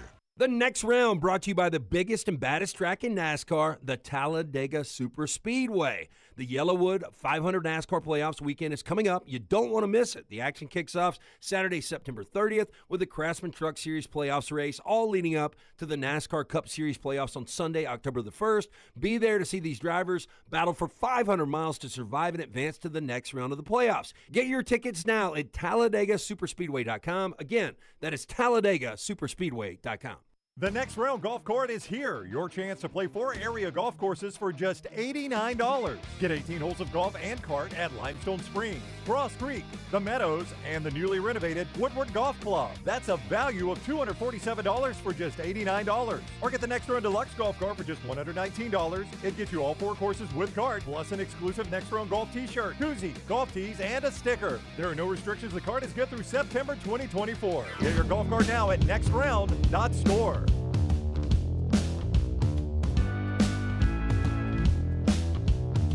Brown's about to tell you about our friends at A+, so get that ready, Tyler, there. Texas 5-star tackle Brandon Baker. He picks Texas. He wasn't a Texas 5-star tackle until yesterday. He picks Texas, Brandon Baker, over Oregon, Nebraska, Florida State, and Ohio State. I'm still getting used to 5-star guys going 5 deep, and Alabama's name not being mentioned in there. Nebraska's being in there, though. That's huge for Matt Rule. If he can start to get 5 stars out of Texas. Brandon Baker is there. 6 different teams with a first-place vote in the new AP poll. Georgia, Michigan, Texas, Ohio State, Florida State, and Washington, all with at least one first-place vote this week. Most I can remember seeing in a long, long time. A+. A lot of people ask if that suited our back wall, Jim. Did we scour the internet and go with A+ for the new look back wall here in the studio? No, we did not, but boy, we could have. This is not a master bath or a kitchen here. This is a studio at your house. Brad Bell, my guy with A+, specializes in master bath and kitchen. We wanted our master bath redone. And my wife scoured the internet. She talked to contractors. She talked to people that use certain contractors. She read reviews. She picked Brad Bell, A+ Tile Home Remodeling. I am so glad she did. Because Brad came in and he made it look great in our house. The master bath, we were so pleased with the way it turned out. He does, like I said, master bath and kitchens. That's where you make your money back when you sell your house. Master bath and kitchens. He does it at a great price. His crews work. They are efficient. They are on time. They are clean. They do amazing work. Everything you want, you get it from Brad Bell. Here's his number, 205-422-1758. That is 205-422-1758. Master bath remodel, kitchen remodel, anywhere in Alabama, Brad Bell can help you. 205-422-1758. This comes from the Palm Beach Post, and I don't think it's a joke. A reality TV star and convicted felon Joe Exotic, he's been on the show, is calling for legal action against Florida State quarterback Jordan Travis after he led the Seminoles to wins over Louisiana State and Clemson. Joe Exotic, who's now 60, took to Twitter on Sunday afternoon with a message for the 23-year-old Heisman Trophy candidate. Jordan Travis was 6 years old when I became the Tiger King. It is my trademark, my intellectual property, and I'm sick of others cashing in on my trademark just because President Biden cares nothing about me being wrongfully imprisoned in America.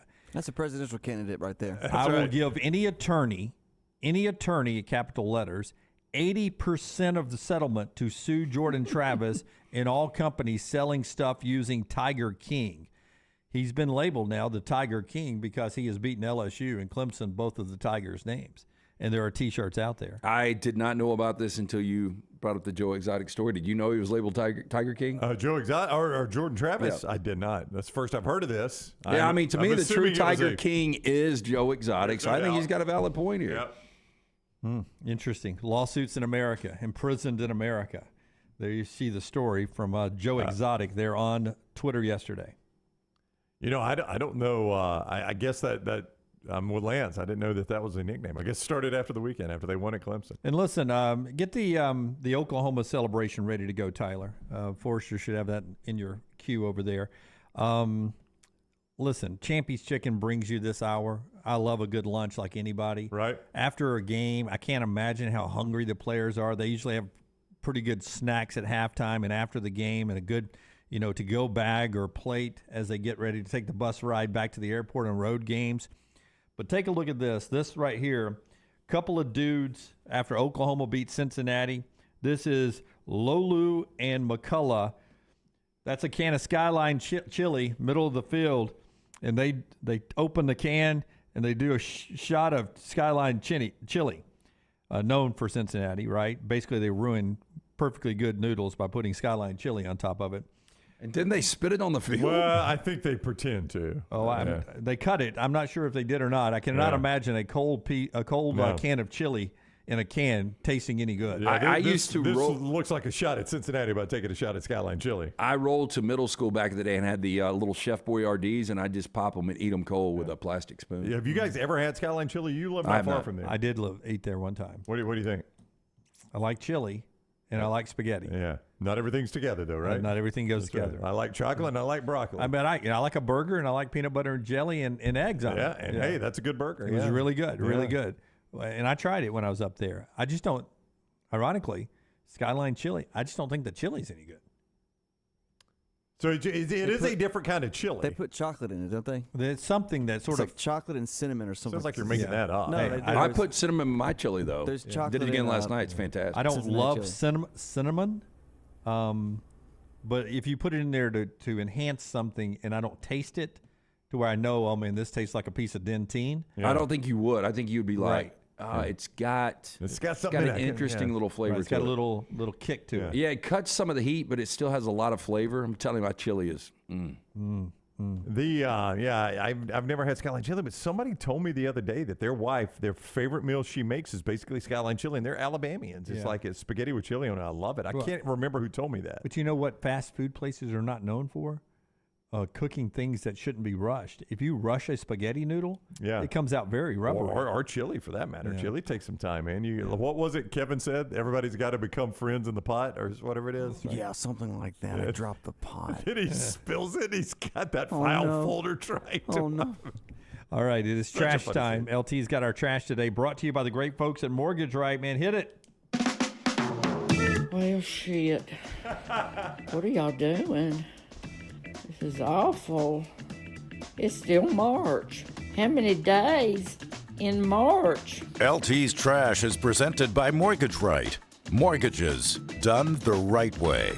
Are you a veteran looking for a VA loan? Mortgage Right has been advocating for veterans since their company began. As a veteran-owned, operated company committed to your well-being, they can help you find the best terms available, guide you through every step of the process. Visit their locations, Highway 280 in Birmingham, Parkway Drive in Leeds. You can apply at mortgageright.com/TNR. Call 205-815-9200, NMLS 2239, Equal Housing Lender. Do you guys hear about this story with the alligator was dragging a woman through a canal? You know, Lance, I happen to miss that. I've not heard this story either. Yeah, it was pretty big this weekend. Rocky, is she did you see alive it? or dead? I saw the headline, did not see it. She'd be making the rounds on national TV if she was still alive. Police in Florida have identified the female victim whose body was found in an alligator's mouth late last week. County Sheriff's Office said Sabrina Peckham, 41 years old, was the body found in a waterway in Largo on Friday with the help of the Florida Fish and Wildlife Conservation Commission. The alligator was a 14-footer. It was killed and removed. Witnesses saw a lifeless body in the mouth of the alligator. According to Jamarcus Bullard, one of the witnesses, quote, "I could tell there was a body in his mouth, so I started recording, came down to the fire department, and reported to them." Yeah, I mean, there's video of this alligator walking around with this body in the mouth. The sad thing is the mom was part of a homeless population that lived in a nearby wooded area. So she was down along the creek when it jumped out, grabbed her, pulled her in. Oh, so no foul play expected. No. Only by the alligator. Yeah. Yep. That's it. Really, really sad. That is very sad. I agree. That's a with big-ass alligator. If you guys saw the picture of the alligator, it's bigger than all the SUVs the cops have out there. Laura says, Birmingham folks, did y'all see the albino wallaby on the loose? Really? Hopping on local golf course, I assume. It's a good course. Well, we have some good golf courses. So wait a minute, wallabies in Alabama? What does a wallaby look like? It's like a kangaroo, I think. So we get an albino kangaroo on the loose now? Wow. I didn't see this story. Speaking of alligators, second rarest albino I'll see this week. Woman in Orange County was cited after deputies learned she was keeping an alligator in her bathtub. Officers said they learned from the Orange County Sheriff's Office that the woman was keeping the gator in the bathtub. She said that she, quote, borrowed the animal without permission from the Crocs Encounter in Tampa Bay, place where she used to work. Incident summary report goes into greater detail. The woman claims she visited the business ahead of opening, used keys still had on hand to gain access, and retrieve the reptile. Again, I don't know this. You know, Crocky J was Carson Steele, the running back. If you watched any of that broadcast, they talked about it, Utah and UCLA. Fitzy told the story on the original, didn't he? Yeah. And then our friend Brock Heward backed it up. I don't, like, as a kid, I loved alligators. I thought they were cool looking.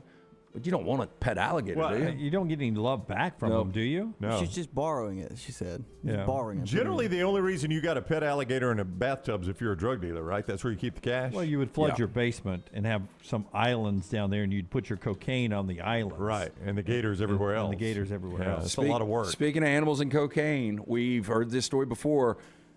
Sharks are going on frenzied attacks against surfers after ingesting cocaine dumped in the sea by drug lords looking to evade police. Yeah. Cocaine alligators. Yep, it's going to be a new movie. Now, smugglers are thought to be dropping packages of the legal drug either to be picked up later or just escape law enforcement before the apex predators come along, munch them up, leading them to getting high. Batches of the drug have been known to wash up on the Florida beaches. In particular, during an investigation into the issue, marine biologist Tom Hurd spotted a hammerhead shark and a sandbar shark that appeared to be behaving in an odd manner. Mr. Hurd, also known on his YouTube nickname The Blowfish, along with the University of Florida environmental scientist Tracy Fanera, wanted to investigate to see if sharks were actually eating cocaine. So they dropped packages that looked like bales of cocaine into the area. Sharks would swim straight up to them and bite into them.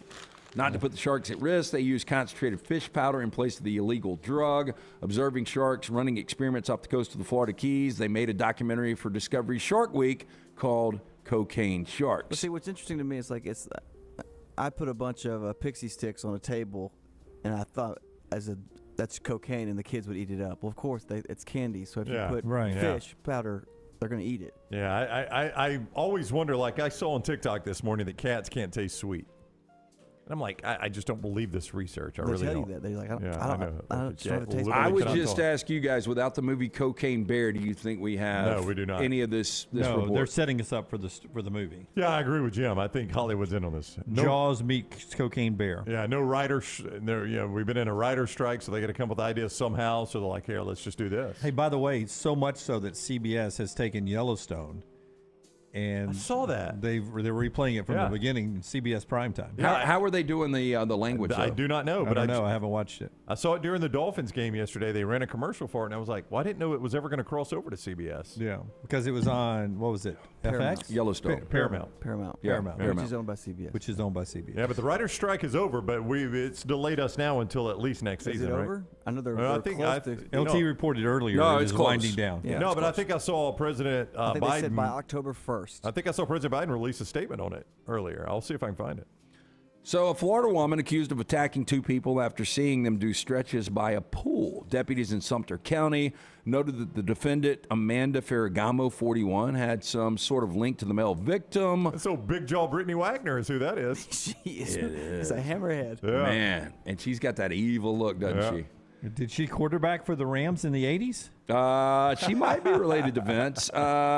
Quote, she effing attacked us, the man told deputies in a document. She's pissed. Not that face. Now, the female victim stated that she and the male victim, later identified as redacted, were by the pool doing some stretches. Are you redacted? Female victim then stated that the defendant accused them of both doing inappropriate activities and began to shove her and smacked her across the face. Deputies noted a red mark on the female victim's face. They said showed that she had been struck. The female victim then stated the defendant shoved the male victim and hit him as well. She faces a count each of battery domestic violence, battery touch, or strike, according to records. Man, I mean, that does not look like her jaw. That is a big jaw. She looks like Jaws from Tango and Cash. Yeah. That is a big jaw. She looks like Jim Carrey from the bottom of the nose down. No, honestly, that's the biggest jaw I've ever seen on a woman. I think I'd agree, yeah. But see, at least she's smiling for her mugshot, though. So many people rock star just look like it's their worst day. And she's like, I'm going to embrace be this. happy you're alive. Yeah, just I know. excited. So they're taking a picture of me? Maybe she has to smile to hold that jaw up. Yeah, it's got some weight on it. Gets heavy. So this is a weird trend going on. Belly button stickers are apparently all the rage in China these days, as a growing number of women are reportedly using them as a way of making their legs appear longer. Oh, this is wait.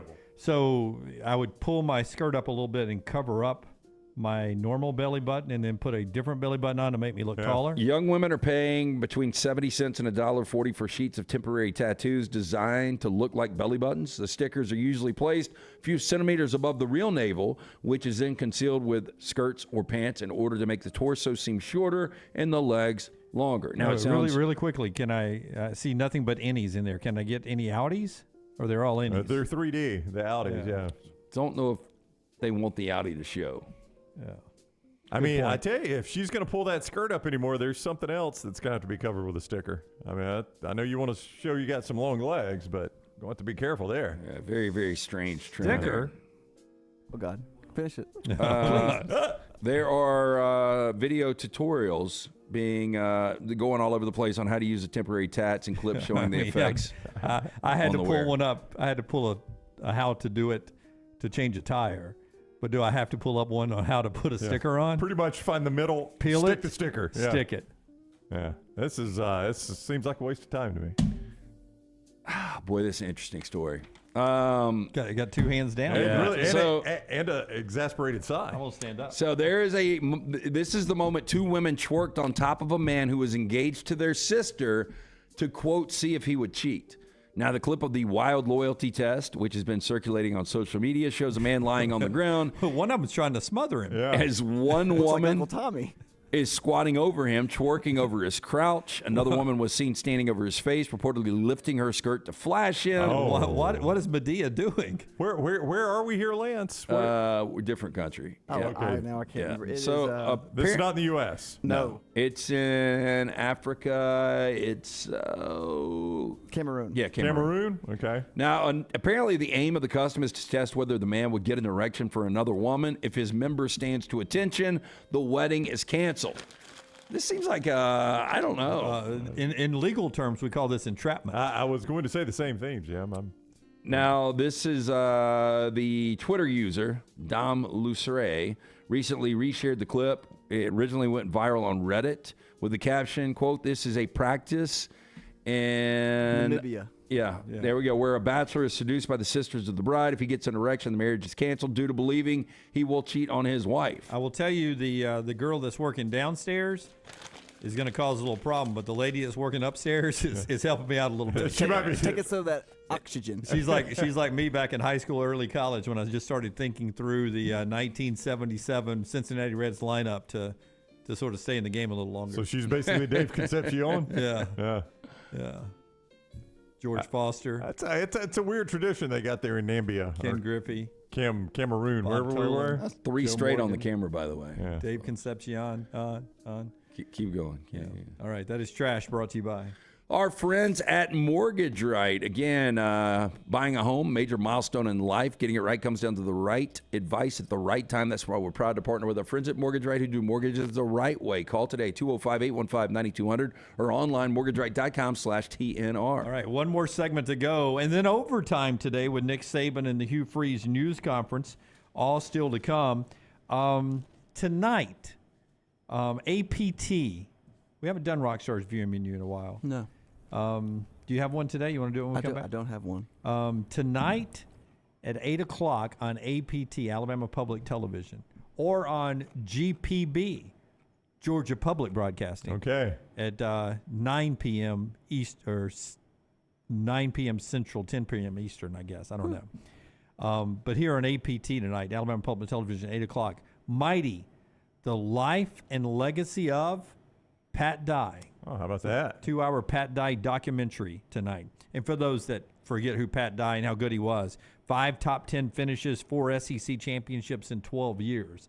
with his time at Auburn. But 8 o'clock tonight for you Auburn fans Sure, on APT. I'd like to be in my documentary on NBC, Netflix. We're going to go with APT. Alabama Public Television, Mighty, the life and legacy of Pat Dye. And you probably get to hear a little bit of Jim Fife's great calls from back in the day on that tonight on APT. Back in a moment. Follow The Next Round on Twitter, Instagram, and Facebook at Next Round Live. The Next Round is brought to you in part by the biggest, baddest track in NASCAR, Talladega Super Speedway.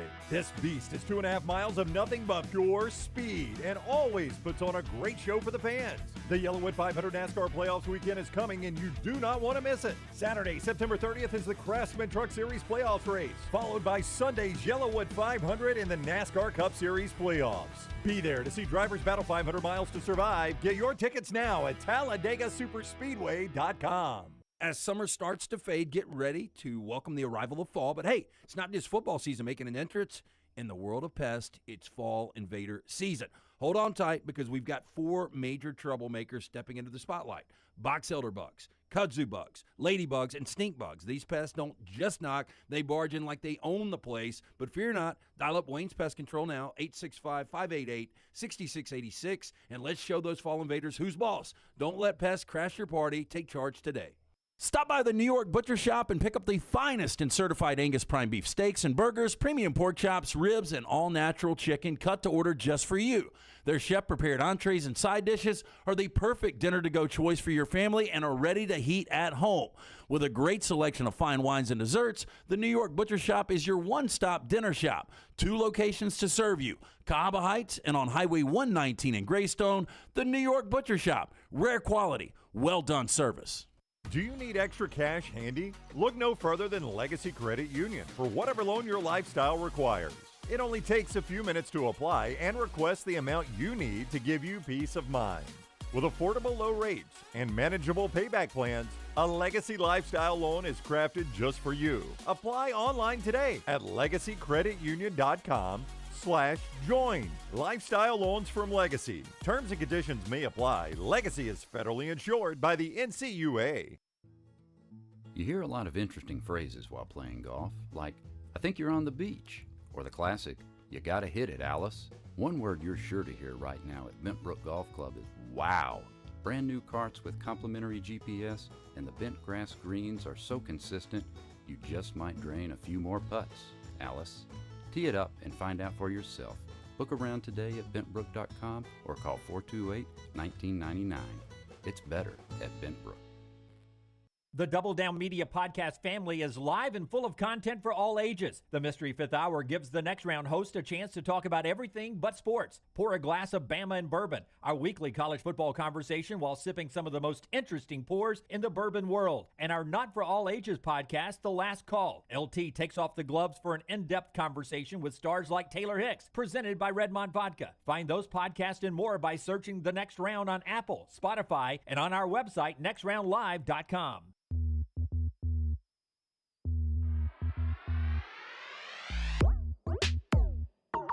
Let's get some great sounds of the game from our friends at Hemp Hill, LT. Good people that'll take care of your heating and your cooling. Yeah, right now, 0% for 60 months. Qualified customers plus free 10-year labor warranty when you mention the Next Round. Call Adam, Chad, Andrew, the guys at Hemp Hill Services.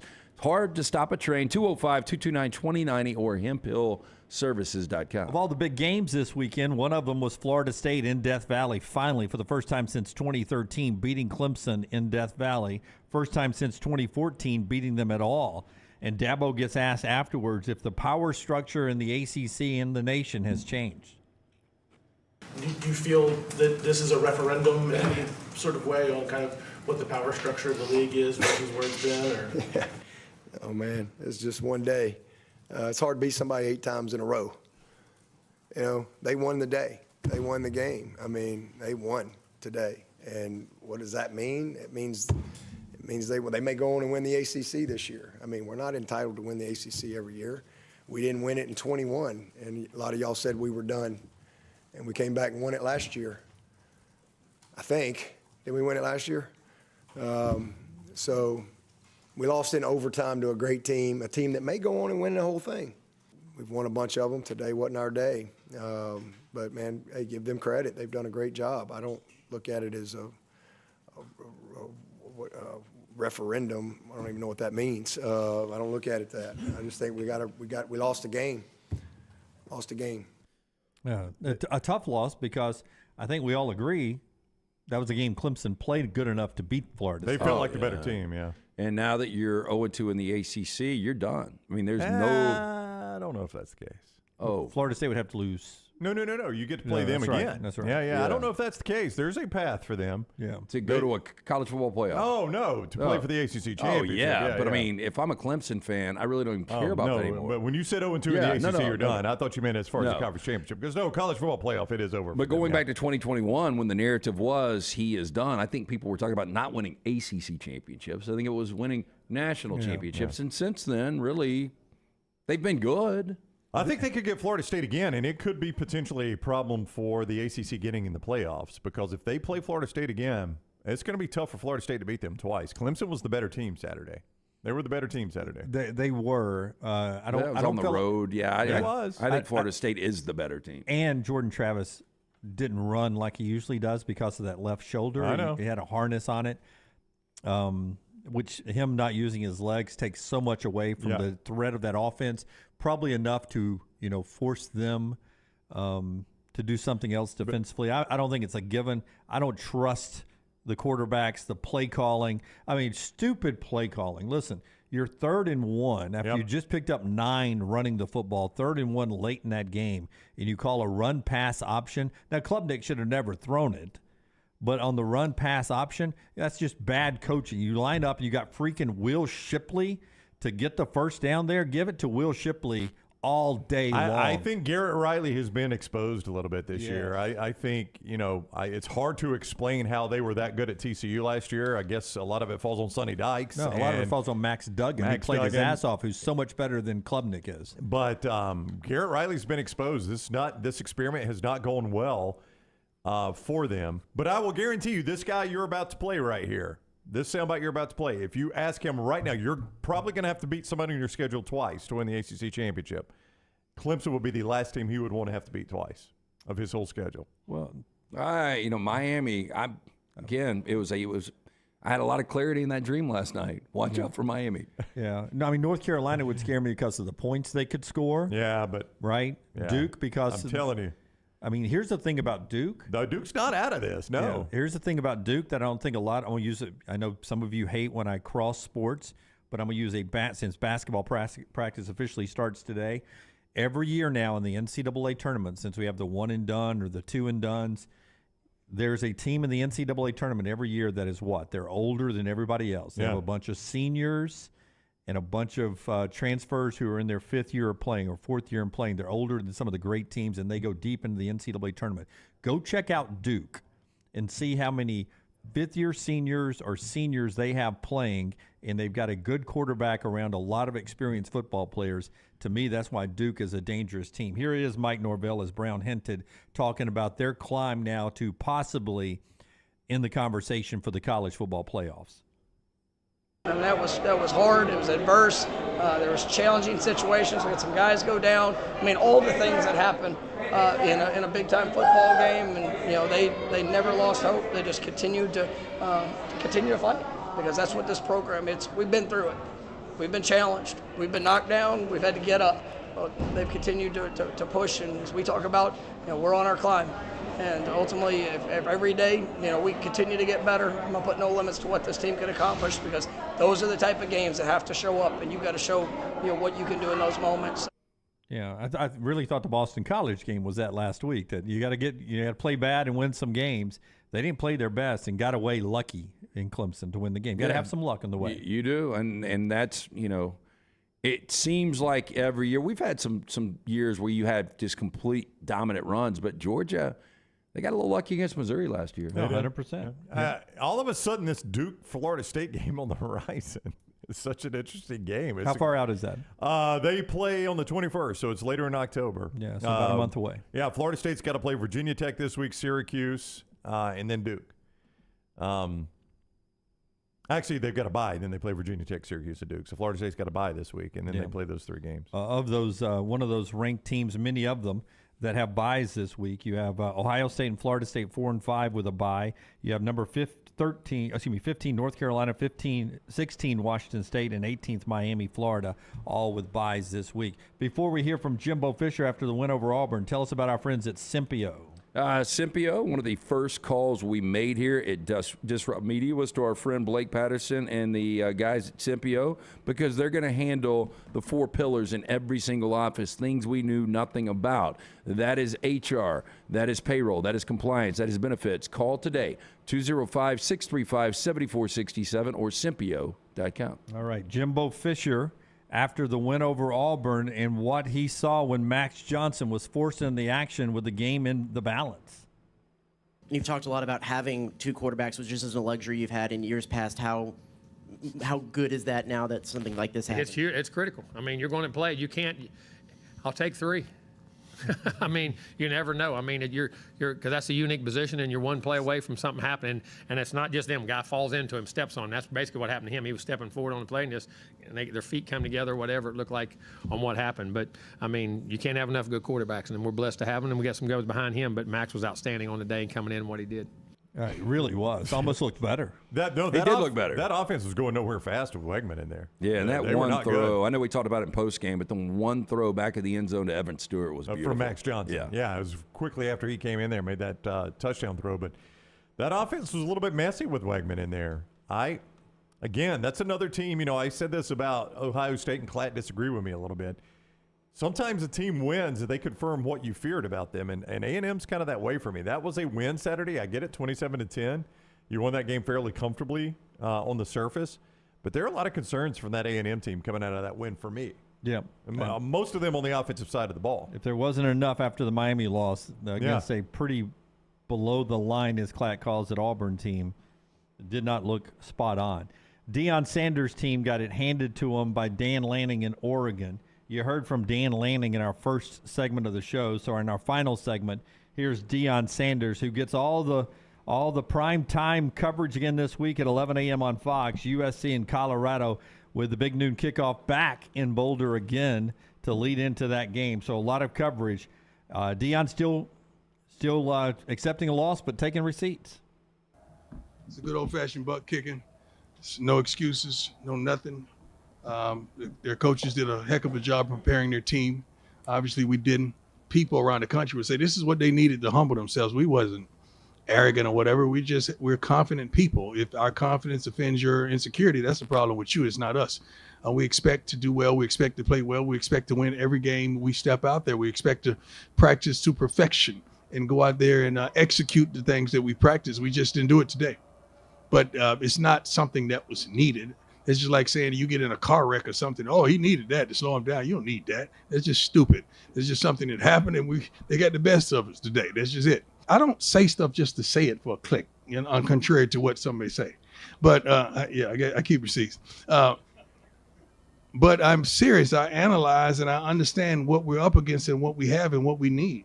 One thing that I could say honestly and candidly, you better get me right now. This is the worst we're going to be. You better get me right now.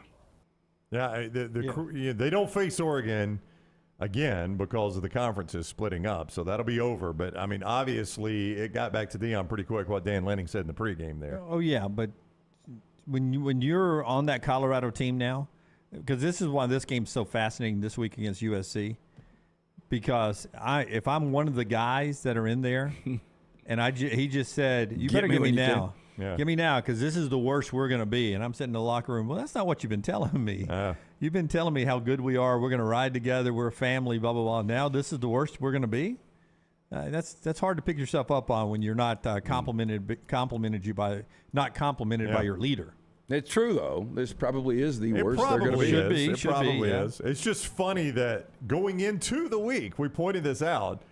You know, week 1, it was personal when they thought they could beat TCU. Week 2, personal when they thought they could beat Nebraska. Week 3, personal when they thought they were going to beat Colorado State. Week 4, it was not personal at all. Dan Lanning, I respect the heck out of that guy, yada, yada, yada. He knew what was coming. Then Dan Lanning takes shots at Deion in the pregame, and now all of a sudden Deion's keeping receipts. It got really personal with him afterwards. It's just a weird dynamic there. But, again, I don't know what it matters. He kept his receipts there, but when are they going to face Oregon again? I mean, it's going to take college football playoff or something like that or a random bowl game for them to play Oregon again. Okay, tonight a couple of NFL games. LT's got plays on both of these at lanceslock.com. lanceslock.com. He'll have a baseball free play out soon, right? Well, we ended up doing the total in the Rams-Cincinnati game. Okay, total in the Rams-Cincinnati game is the free play that's out there. lanceslock.com.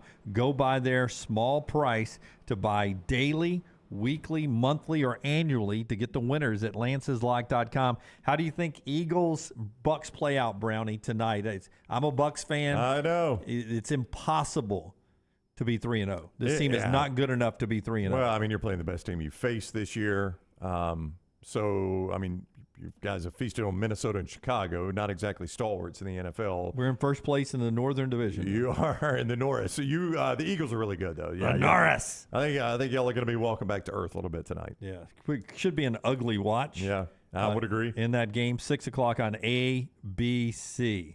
Nothing that bad on ABC since they rebooted the Roseanne show. The Connors. The Connors. Bless you, Lester. Yeah, so they rebooted the Connors, and she immediately got canceled, right? That's right. So she died on the show, I believe. Oh, that's unfortunate. Yeah. And then the nightcap on ESPN 7:15, Rams and Bengals. Any update on Joe Burrow? Yeah, he went through a workout, or he's going through a workout right now to see what the status is. But they said that things are trending good. Yeah, which I really don't want Burrow out there. I want Jake you Browning. think he needs another week of rest? I think he does. Get completely healthy. They're 0-2, but all seriousness, they need to win. Bad. Desperately. You start 0-3 in the NFL. I saw the number yesterday. 3% chance of making the postseason. Yeah, now their division helped them a lot this past Sunday with Baltimore losing, Cleveland. Yeah, I mean their division was very helpful to them. They didn't lose a game. If they lose this one, they stay in the same place. Pittsburgh seemed like they might have turned the corner last night, so we'll see. Man, Deshaun Watson. Deshaun Watson looked good. Yeah. All right, top of the hour. We're about to hear from Nick Saban. That's our show here. The overtime continues. Remember, like, subscribe, everything at Disrupt the Media, and also here at Next Round. Until next time, God bless you, and God bless America.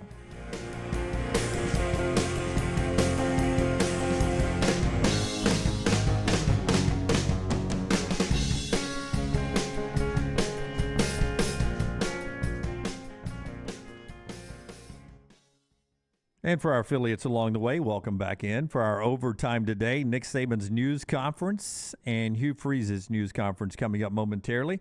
This extra time, overtime, brought to you by our friends at New York Butcher Shop. Brownie, great place. You go by there all the time to get your cuts of meat. Friday night is date night steak night. We get our steaks from Jam and the gang there at New York Butcher Shop. They have amazing cuts of the prime, the Wagyu, pork chops. Those Duroc pork chops are so good. The sides. They even have a sign-up done away where they do a weekly pre-prepared dinner. All you got to do is throw it in the oven. Good to go right there. You can sign up. You get the email every week on Wednesday to find out what that dinner is. It's a great way for that busy family. New York Butcher Shop. Rare quality. Well-done service. All right, so Nick Saban's coming in after a big win. Listen, I got friends who are on this coaching staff, and this was for maybe not for the head guy, but for a lot of people who work, analysts and other people down the line there, this was a big game for them because of Lane and Pete Golding. They've worked with them over the years. There's a lot of kindred spirits and crossover, some bragging rights. For a lot of the people down below the two head coaches, right? This one was getting pretty heated with all the chatter going on back and forth. Yeah. Got a little personal, and Alabama got a win to celebrate. Let's put it that way. Yeah, they did. And listen, there's no rest. You got to go on the road to Mississippi State now, who showed a little bit of life offensively. But I think you got to be happy, with the way your defense played in that game to keep Ole Miss out of the end zone, even when your offense was struggling a little bit. Now, I think, the way your offense looked in the second half. I think you showed a lot of promise on offense in the second half. There's a lot to build on out of that game. Rarely do we talk about Alabama having to build on things over the last decade, but they need to right now. There's a lot to build on. I think you got a defense that can carry you in a lot of games. You don't have to be dynamic offensively.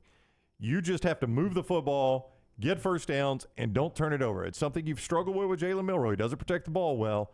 If they can improve on those things, like Klatt said, it's not out of the realm of possibility. This is a one-loss team playing Georgia for the SEC championship. They still had mistakes, still some bad decisions, still a work in progress. For a moment, it was a snapshot of just the way you thought this Alabama team would look. And the stat that jumped out for me was 3 of 14. That's what Ole Miss was on third down plays. 3 of 14. That's defense. Yep. And that's how you win football games. 301 yards of total offense.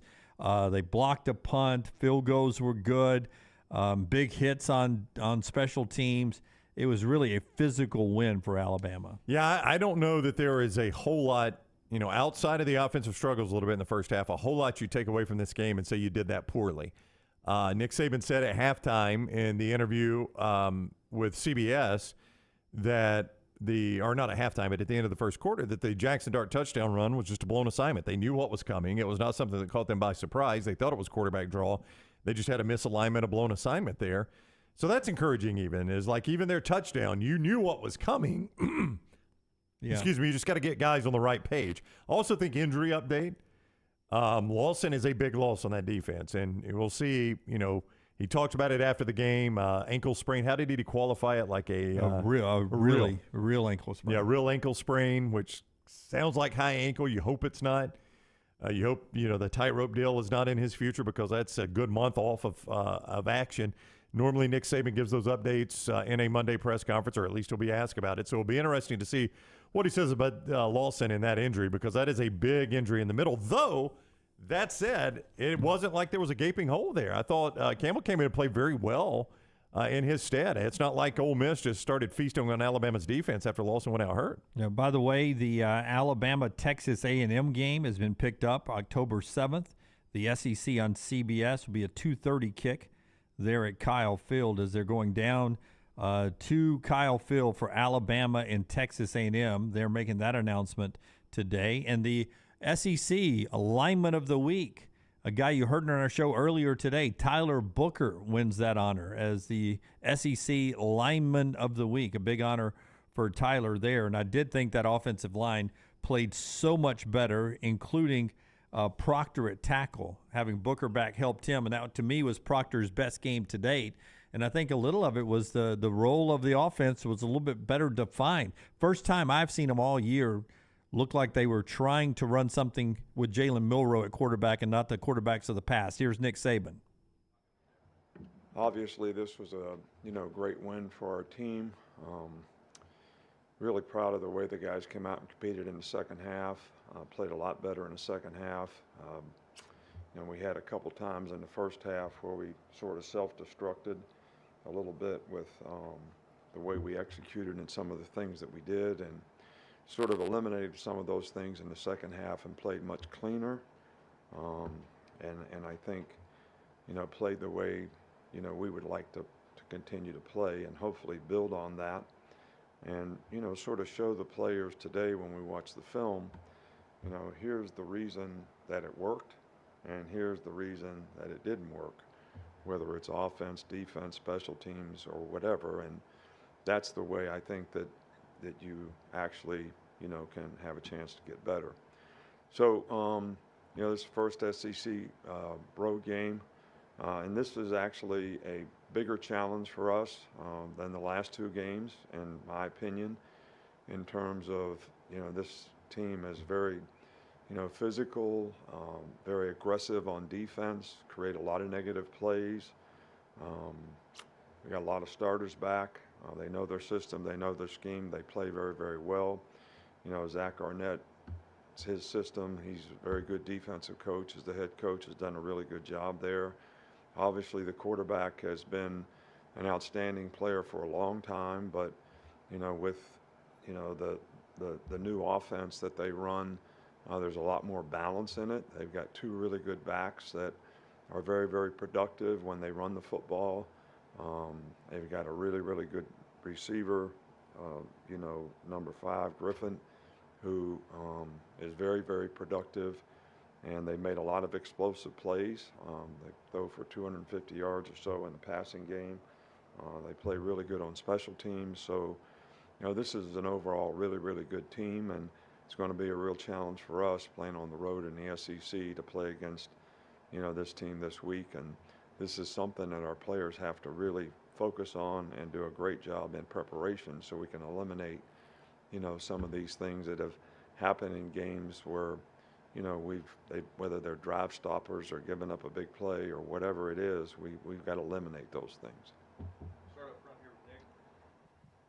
What's the growth you've seen from Terrion from last season at cornerback to this season at cornerback? I think he's more confident. I think that he has less sort of, you know, like mental lapses, but I think that the biggest thing that contributes to that is better knowledge of the defense, better knowledge of what to do, how to do it, why it's important to do it that way, and the confidence that comes with that allows you to play fast and focus on the right things. And I think he's played, you know, a lot better this year because of those things. Good afternoon, Coach. When you had a chance to review the tape, what was your evaluation of Elijah Pritchett and Terrence Ferguson when they got a chance to play? You know, both guys did okay. I think there were some things that we'd like to finish better.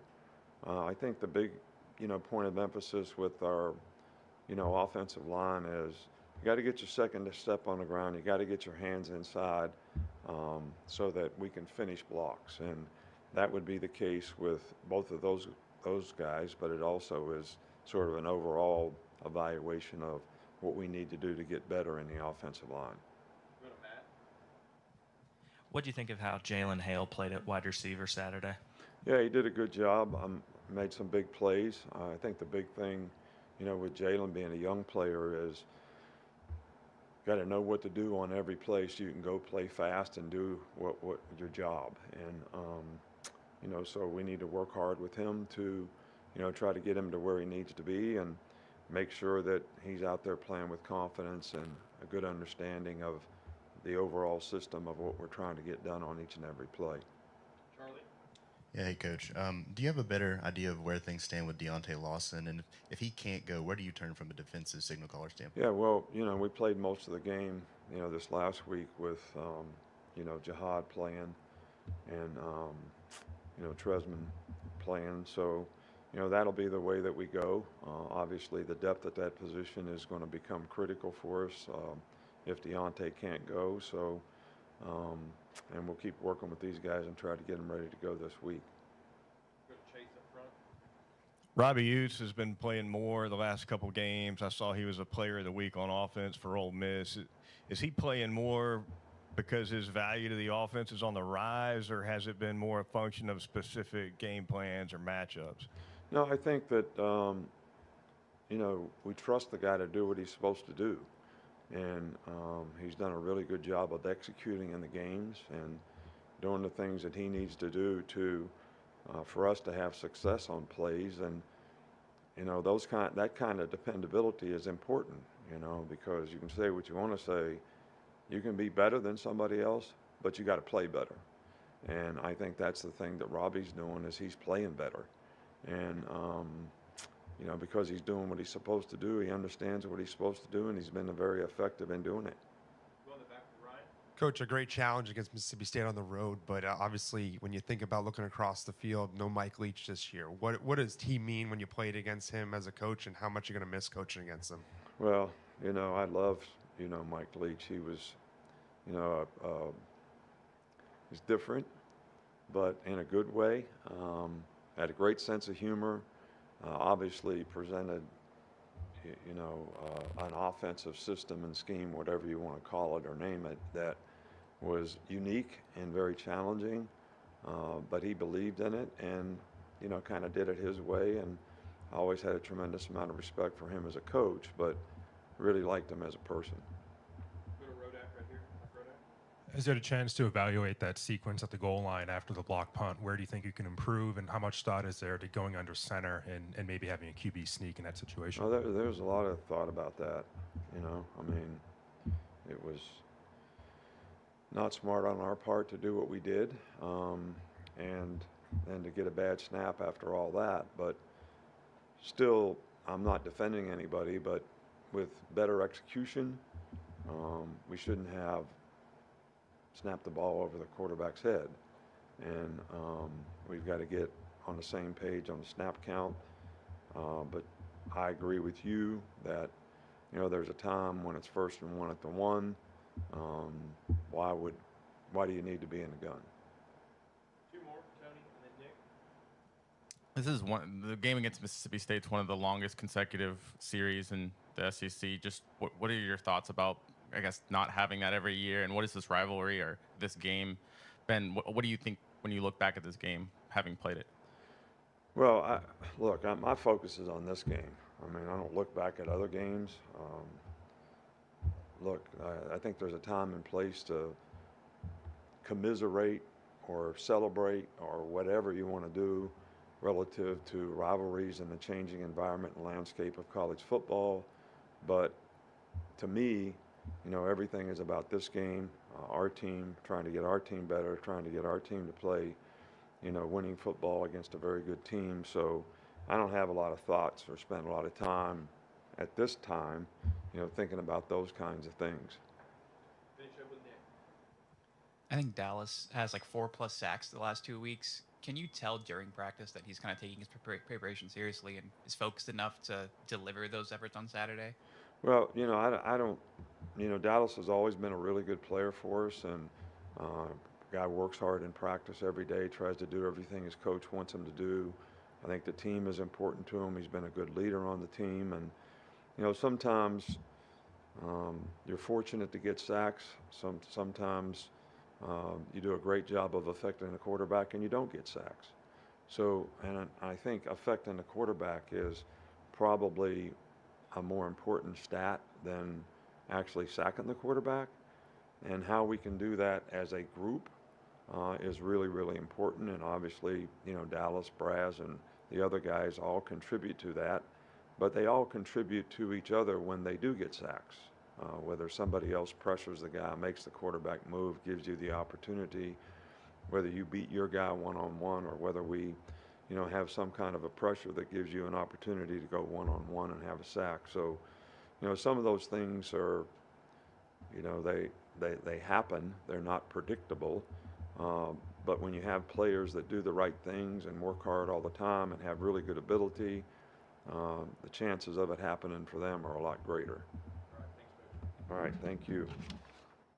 That is Alabama coach Nick Saban, being brought to you today in part by our friends at Roback, roback.com. Promo code TNR, TNR20 to get you 20% off your first purchase at roback.com. Yeah, which is great savings right there, roback.com. Great hoodies, the quarter zips, great golf shirts. You can find it all, roback.com, TNR20 for 20% off your first order. Two things that jumped out at me. Number one, obviously him talking about the decision to be in the shotgun. We talked about it on the show.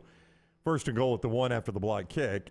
Nick Saban made it sound like in the event they find themselves in that situation again, you'll see Jalen Milroe under center. There'll be a period or two at practice this week. You get a little under center short yardage play. Yeah, the other thing on Deontay Lawson, he did not rule out him playing Saturday, which is I think positive if you couple that with what he called a real ankle injury in the post game. So he's not ruled out playing. He did talk about Campbell going if he can. Again, that defense did not seem like it missed a beat with Campbell in there, as good as Lawson is. So that's positive news on the Deontay Lawson front. Yeah, if he does rest, sounds like he'd at least be back for Alabama, Texas A&M, which is officially a 2:30 CBS game a week from this Saturday. Auburn off that week. Other TV games, LSU and Missouri.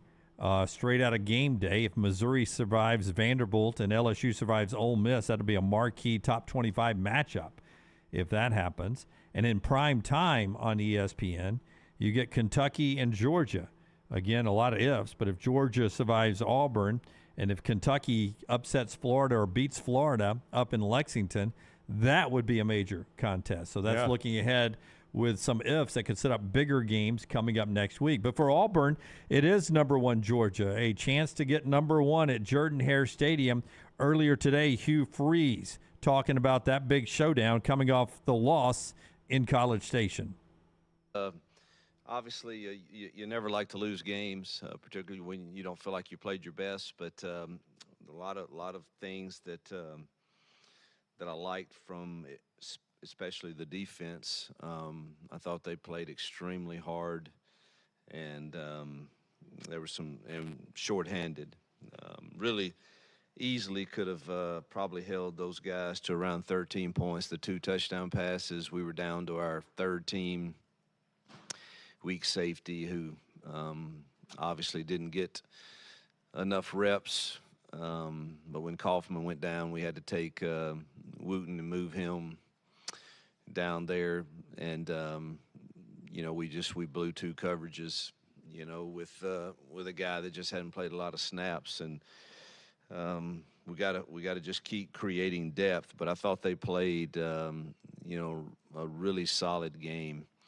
And proud of that side and the staff. Obviously, offensively, I know you'll find this hard to believe, but you watch the tape and there was a lot of good things in the first half, and should have left the first half with a minimum of 12 points. The 2 holding calls that we had 1st and 10 inside the 30 on both of them that put us in behind the chains. We're not quite good enough yet to survive that. And we were running the ball effectively. And then the pressure was a good bit on us for sure when we had to get in those throwing downs. And I think they have one of the more talented defensive fronts, but we had people open. And it was a mixture of, I think, us not standing in there and making a throw, and then also some times where I don't think we had time to adequately step up and make the throw. So we've got to continue to work and coach that better, and get us more consistent and stay out of the negative play situations where we easily could have had some points in that first half and made that a game. So that's the frustrating part of it for sure. And but excited to be back home to play one of the gold standards in college football right now, with what Coach Smart has done there, and in his 8th season he's got it rolling. And so it'll be a great test for us. Thank God we're at Jordan-Hare. I know it will be electric, and we're going to get the kids that are healthy enough. We're going to get them ready to play and compete in this game.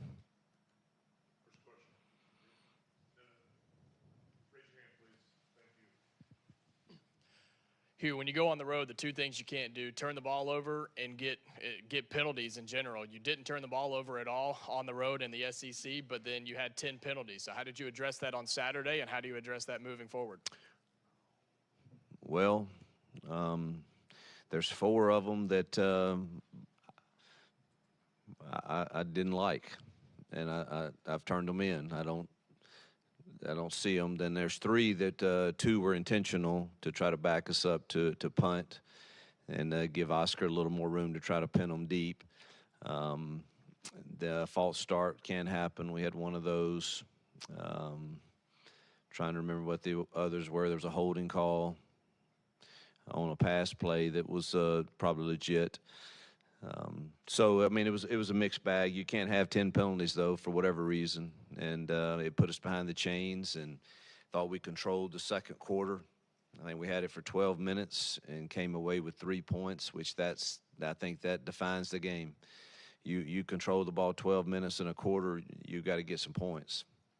And we certainly felt like we were in field goal range, at least. Forget touchdowns. Let's just say we were in field goal range on four different occasions, and got knocked out either because of penalties or a sack after that. And that's really where the game. And then the 7-minute span in the third quarter, where we did not get any first downs, and they got explosive plays. For whatever reasons, I think just flipped the game. So can't have the 10 penalties, and that's not typically who we are, and we've got to get that cleaned up. Good to see us not turn it over. Are you still heading into this week with the same mindset of Peyton as QB1 and Robbie will get his touches in some facet? Yeah, we're still kind of wading through that, but that's probably where it will land this week also.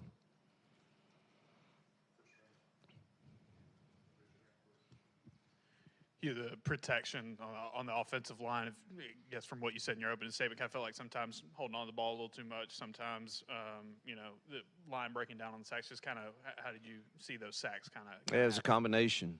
I think there's times that it's a plethora of responsibility, but ultimately it lands in my lap and the lap of the offensive coaches to make sure the routes are run at the correct depth with the correct releases against the correct coverage.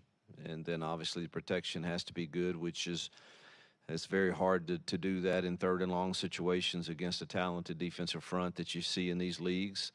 And there were some times where, the ball should have come out and it didn't. So I think it's the responsibility lies in a lot of different places. But then, you also had a great third down throw that puts us back in scoring position that we didn't catch. And so it's a combination of things, and but ultimately, like I said, it lies with us, the coaching staff, to get those things fixed. Just following up on the quarterbacks, talked about kind of Peyton probably being the one that you were going to look at this week. Is you said that he has to keep earning the job. I guess how does he earn the job going forward at this point? Well, certainly with more consistent play, but there's times I feel like we've let both Peyton and Robbie and Holden or whoever the quarterback is, I feel like we have let them down because of all the other components that go into the passing game. And that is where I'm determined to try to help get fixed this week before you give some final grade on a quarterback's play. It's just like when Robbie came in, I thought he made two really nice throws on two deep balls, and I thought the routes were not run correctly. And so I know that quarterbacks and coaches get the blame. Coaches, we deserve it. Quarterbacks don't always probably deserve it. And so I think, again, I've said we're still a work in progress with the roster that we have.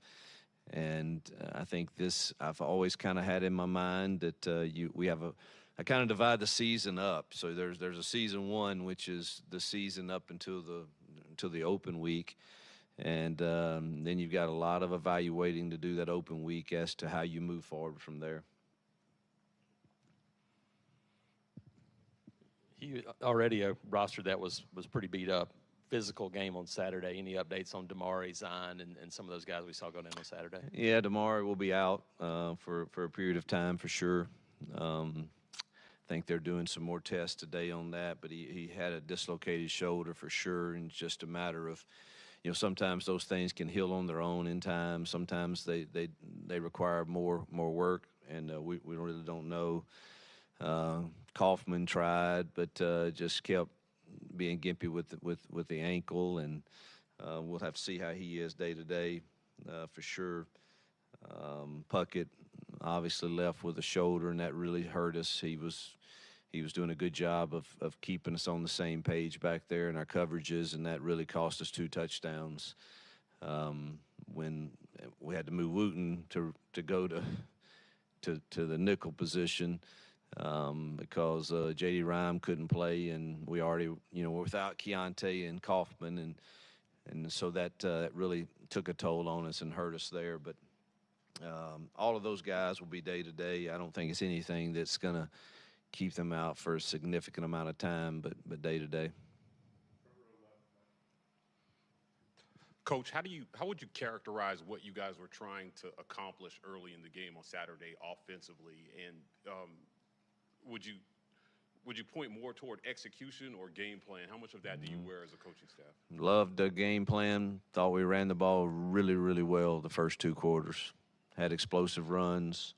Again, controlled the entire second quarter with the run game, and just didn't convert any drives, and for the reasons I've already mentioned. So second half game plan could have been better. Particularly in the third quarter. But certainly I felt really good about the first half and the way I thought, blocked them, made a few mistakes that really hurt us on a few calls that should have been executed, and obviously we haven't coached it well enough that I thought would have been even more explosive plays. Got to transition and block better at the perimeter that made those 10-yard runs, 20-yard runs. So we've got a lot of coaching to do on that side of the ball, but I thought the game plan was really solid when you look at the film. People are running open. Go watch the film. I mean, on the routes that were designed, either we didn't have enough time or we missed. We had a wheel route. This is probably a touchdown, and we overthrow it, and had a seam route with Fromm running wide open, missed that. We've got to make those plays when we have them, but a lot of those designs were pretty good. Then we either have to coach it better or we've got to execute it better. It's a combination. Me? All right. You played or coached in some major rivalry games, including the Egg Bowl.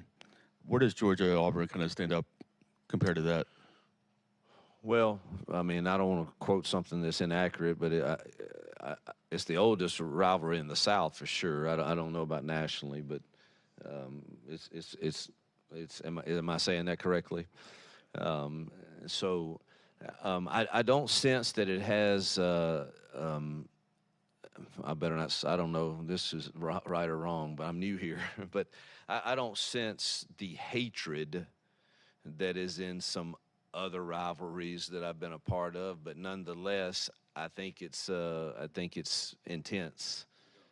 Okay, well, I'll find out. I'm not big on hate. I'm really not. I'm big on just, man, this means something to so many people, so we should compete in a way out of love for our people, not necessarily for hate for other people. That's kind of the way I operate. But, man, I hope we compete because we love Auburn, and it means something to the Auburn people to compete against Georgia. So that'll be my approach, but nonetheless, that love is a great motivator for me. So, yeah, Hugh, going back to Peyton, is there a big gulf between the guy in practice and the guy on the game field? Because practice was really good last week. I mean, he's really sharp in practice. Really sharp in practice. Last week particularly was really, really sharp in practice, and we keep hoping to see that translate into the games. And again, it's a combination. It's not all Peyton. But sometimes it is, and he owns it. We had a good meeting last night, and so we just got to try this week to get a plan in place that all execute and all understand totally, and that falls on Phillip and his staff and ultimately on me. Yes, you. PFF had a stat saying Peyton was 4 of 5 on throws that feature play action. Is that a meaningful stat at all? Is that something you can build on? We love play action. I'm trying to remember those in the play action world. I mean, the week before, we were very effective in the RPO game, and in this game, we threw 0 RPOs. That's not something I'm happy about. I probably am where I am today because I brought the RPO game to this conference, or one of the first, I think people would say. And that sounded bad. I don't want to act like I created the RPO world or anything, but I do think I was one of the first to bring it to this game with tempo, and we've gotten away from that, and I don't really understand that, and so we've got to figure out our identity, who we really are, and what can Peyton do, and what can Robbie do, and what can Holden do, and we're still. I know people don't like to hear it. People want success now. They want you to win now every single game, and I get all of that. This is not my first rodeo with taking over a program that has struggled, and certainly not at all phased and hungrier than ever to move forward and get better. And we will. Some of that's going to help in recruiting, but that in the meantime, you got to get the ones you have better, and that's our job. And for us to be all over the map. One week we throw effectively RPOs, and the next week we don't. Why? Why is that? And we've got to figure that out. And another quick follow-up, change Which of pace is here. play fakes. So I don't know if they're talking about, I don't know what they're exactly saying there. If play action versus RPO. For a change of pace recruiting, you mentioned how big of a weekend will this be for you, the Georgia weekend with recruits coming here, and how important can a weekend like this be to the future of this program? Huge. I don't know that we'll have enough tickets for all the recruits that want to come. I'm glad I'm not having to deal with that, but our recruiting staff is working diligently. We've got official visits, so we've got top kids here unofficially, and so it'll be all hands on deck. Auburn putting their best foot forward, which they will. Our people are incredible. Our place is incredible to watch a game at, the atmosphere. And so now we've got to make sure they see what Auburn is really about while they're here for a game of this magnitude. Hey, Coach. Kirby's coming in here, two-time defending national champion. I know you've been out of the conference for a few years, but from afar, watching what he's done and what he's built over there, what impresses you the most with that program and what he's done? Well, I played Kirby his first year when I was still at Ole Miss, and I know kind of what he inherited because I coached in that game, and I know what the outcome was, and I think it's a great testament to his vision, to his work ethic, to his staff, to his administration being patient and allowing him to go have the years he needed to recruit, and the dividends are paying off greatly. I mean, they're one of the gold standards in college football right now, and you're recruiting a top 3 class every single year, and that's hard to compete with, and they're well coached, and so you got to give them credit. I know it's a rivalry game, but the truth is the truth, and he's built a dang good football program there so that means a lot of things. Or it means he's got the support from the administration. It means he's got the support from the fans, and I don't know how long it took him. I don't know. What did it take him, 3 years or so to get there, or 4 years? I don't know. Some of y'all could do the research, but his second year? Whew. I don't know that that's accurate, but anyway, so he did it pretty fast then. That's pretty impressive. It's even more impressive. Coach, on that note of building a program, obviously internally and externally, sometimes there's not enough patience while you're trying to build your identity. And some of these growing pains that you're kind of already seeing this season, what's the reasonable amount of patience that a team should have to be able to build that identity and find success? Well, I don't get to decide that. The good thing is I don't worry about that anymore. I used to, but I'm older now, and I am totally comfortable in the way we are building this program and mentoring young people and teaching them the lessons that football teaches for life. And the wins will come. I believe that firmly. But the whatever people's patience level is really, I can't control that, so I can't worry about it. And I really don't worry about it, and I worry about the people in this building, our administration, and I worry about our fans too. But I can't control their patience level, and I think I don't know. Can I be really candid? I think it's kind of ridiculous that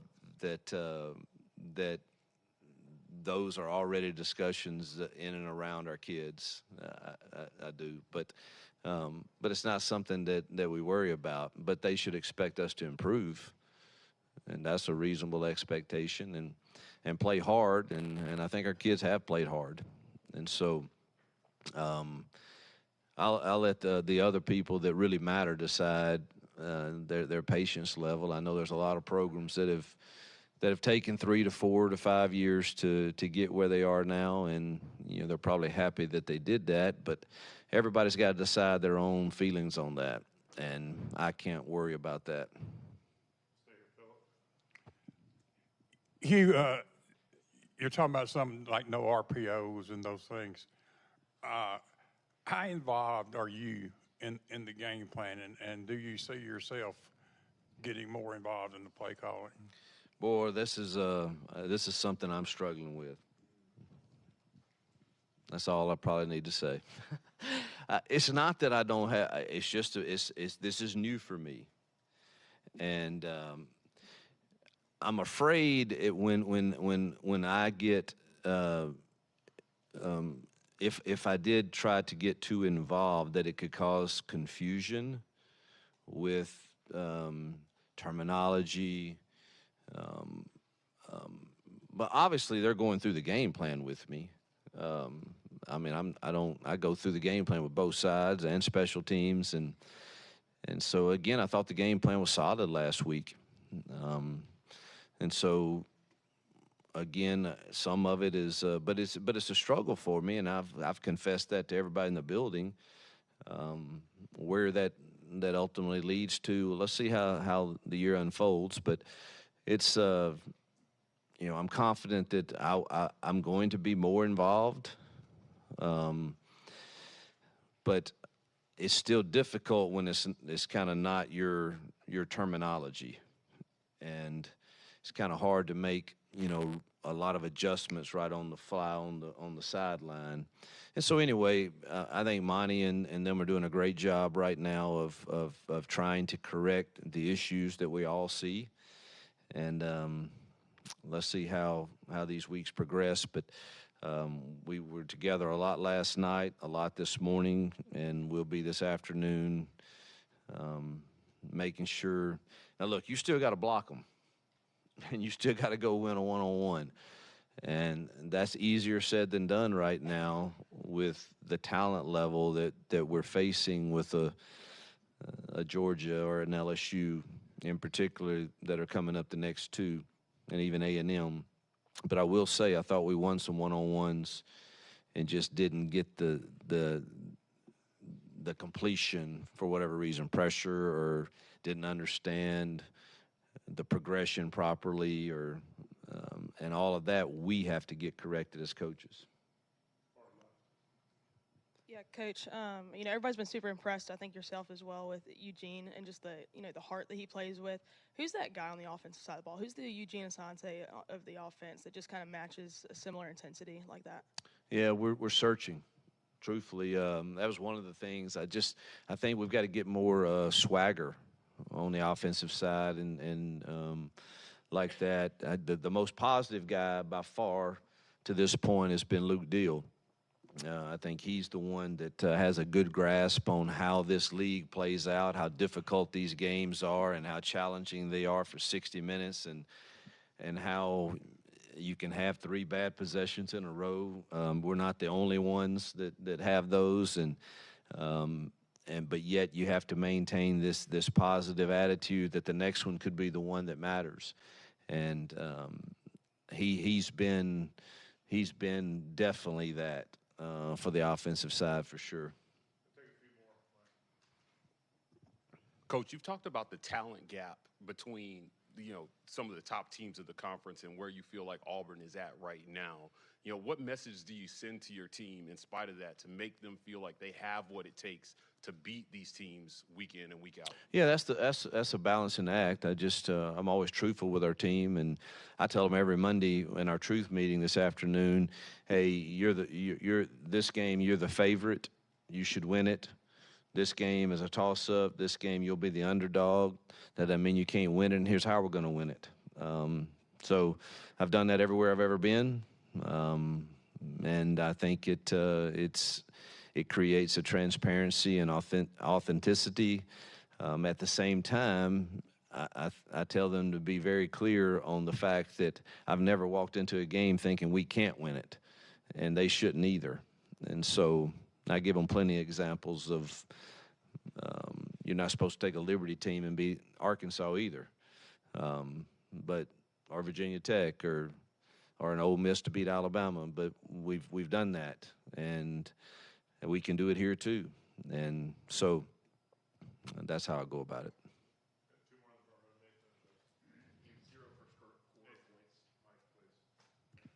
For you guys over the past 3 games, do you think maybe the script is getting thrown off a little bit at the beginning? I know you talked about you feel good about your game plan. What do you kind of throw in to factor that?